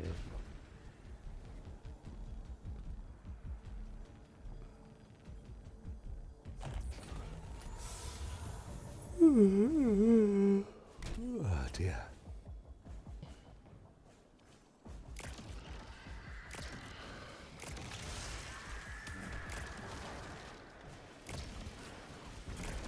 So, I hope you've enjoyed that, and if anything, I hope it's encouraged you to... don't forget, Destiny is free to play, with the caveat that if you want to play the seasonal stuff, you will have to buy the expansions. But you can run around and do a heck of a lot for free, and if you've never played it, I'd urge you to give it a go. There is, unfortunately, not a learning curve. I would say there's next to nothing to learn, but the game is predicated on weekly activities, and which you do to ultimately level up your character. That's pretty much what you're doing all the time. And the thing is that it's knowing what those activities are, where they are, and whether it's worth doing them. That's the key thing. So I would definitely recommend playing with someone who you know plays the game initially, if you've never played it before.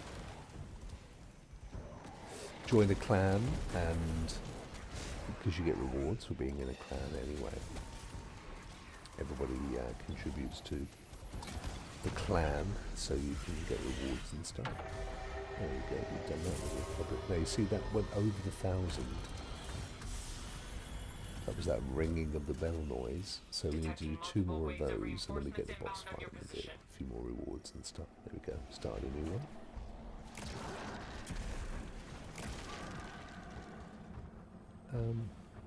Yeah, that's pretty much going to do us, I think, for today. I need to get myself another coffee. I actually would love to get myself some breakfast, but I'm not going to.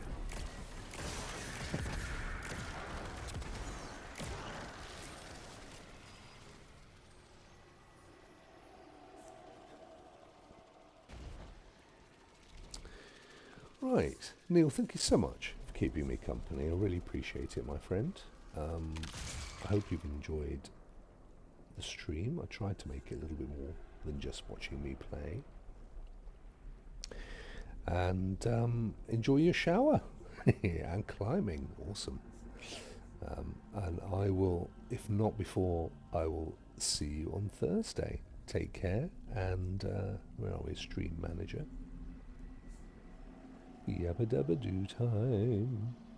Thank you everybody for watching, and take care. I will catch you all on Thursdays for Rock and Ray, amongst other things. Oops, I'm trying to stop it. I will see you guys soon. I will when I finally get this thing to... There it is. Take care. All the best. Have a great weekend.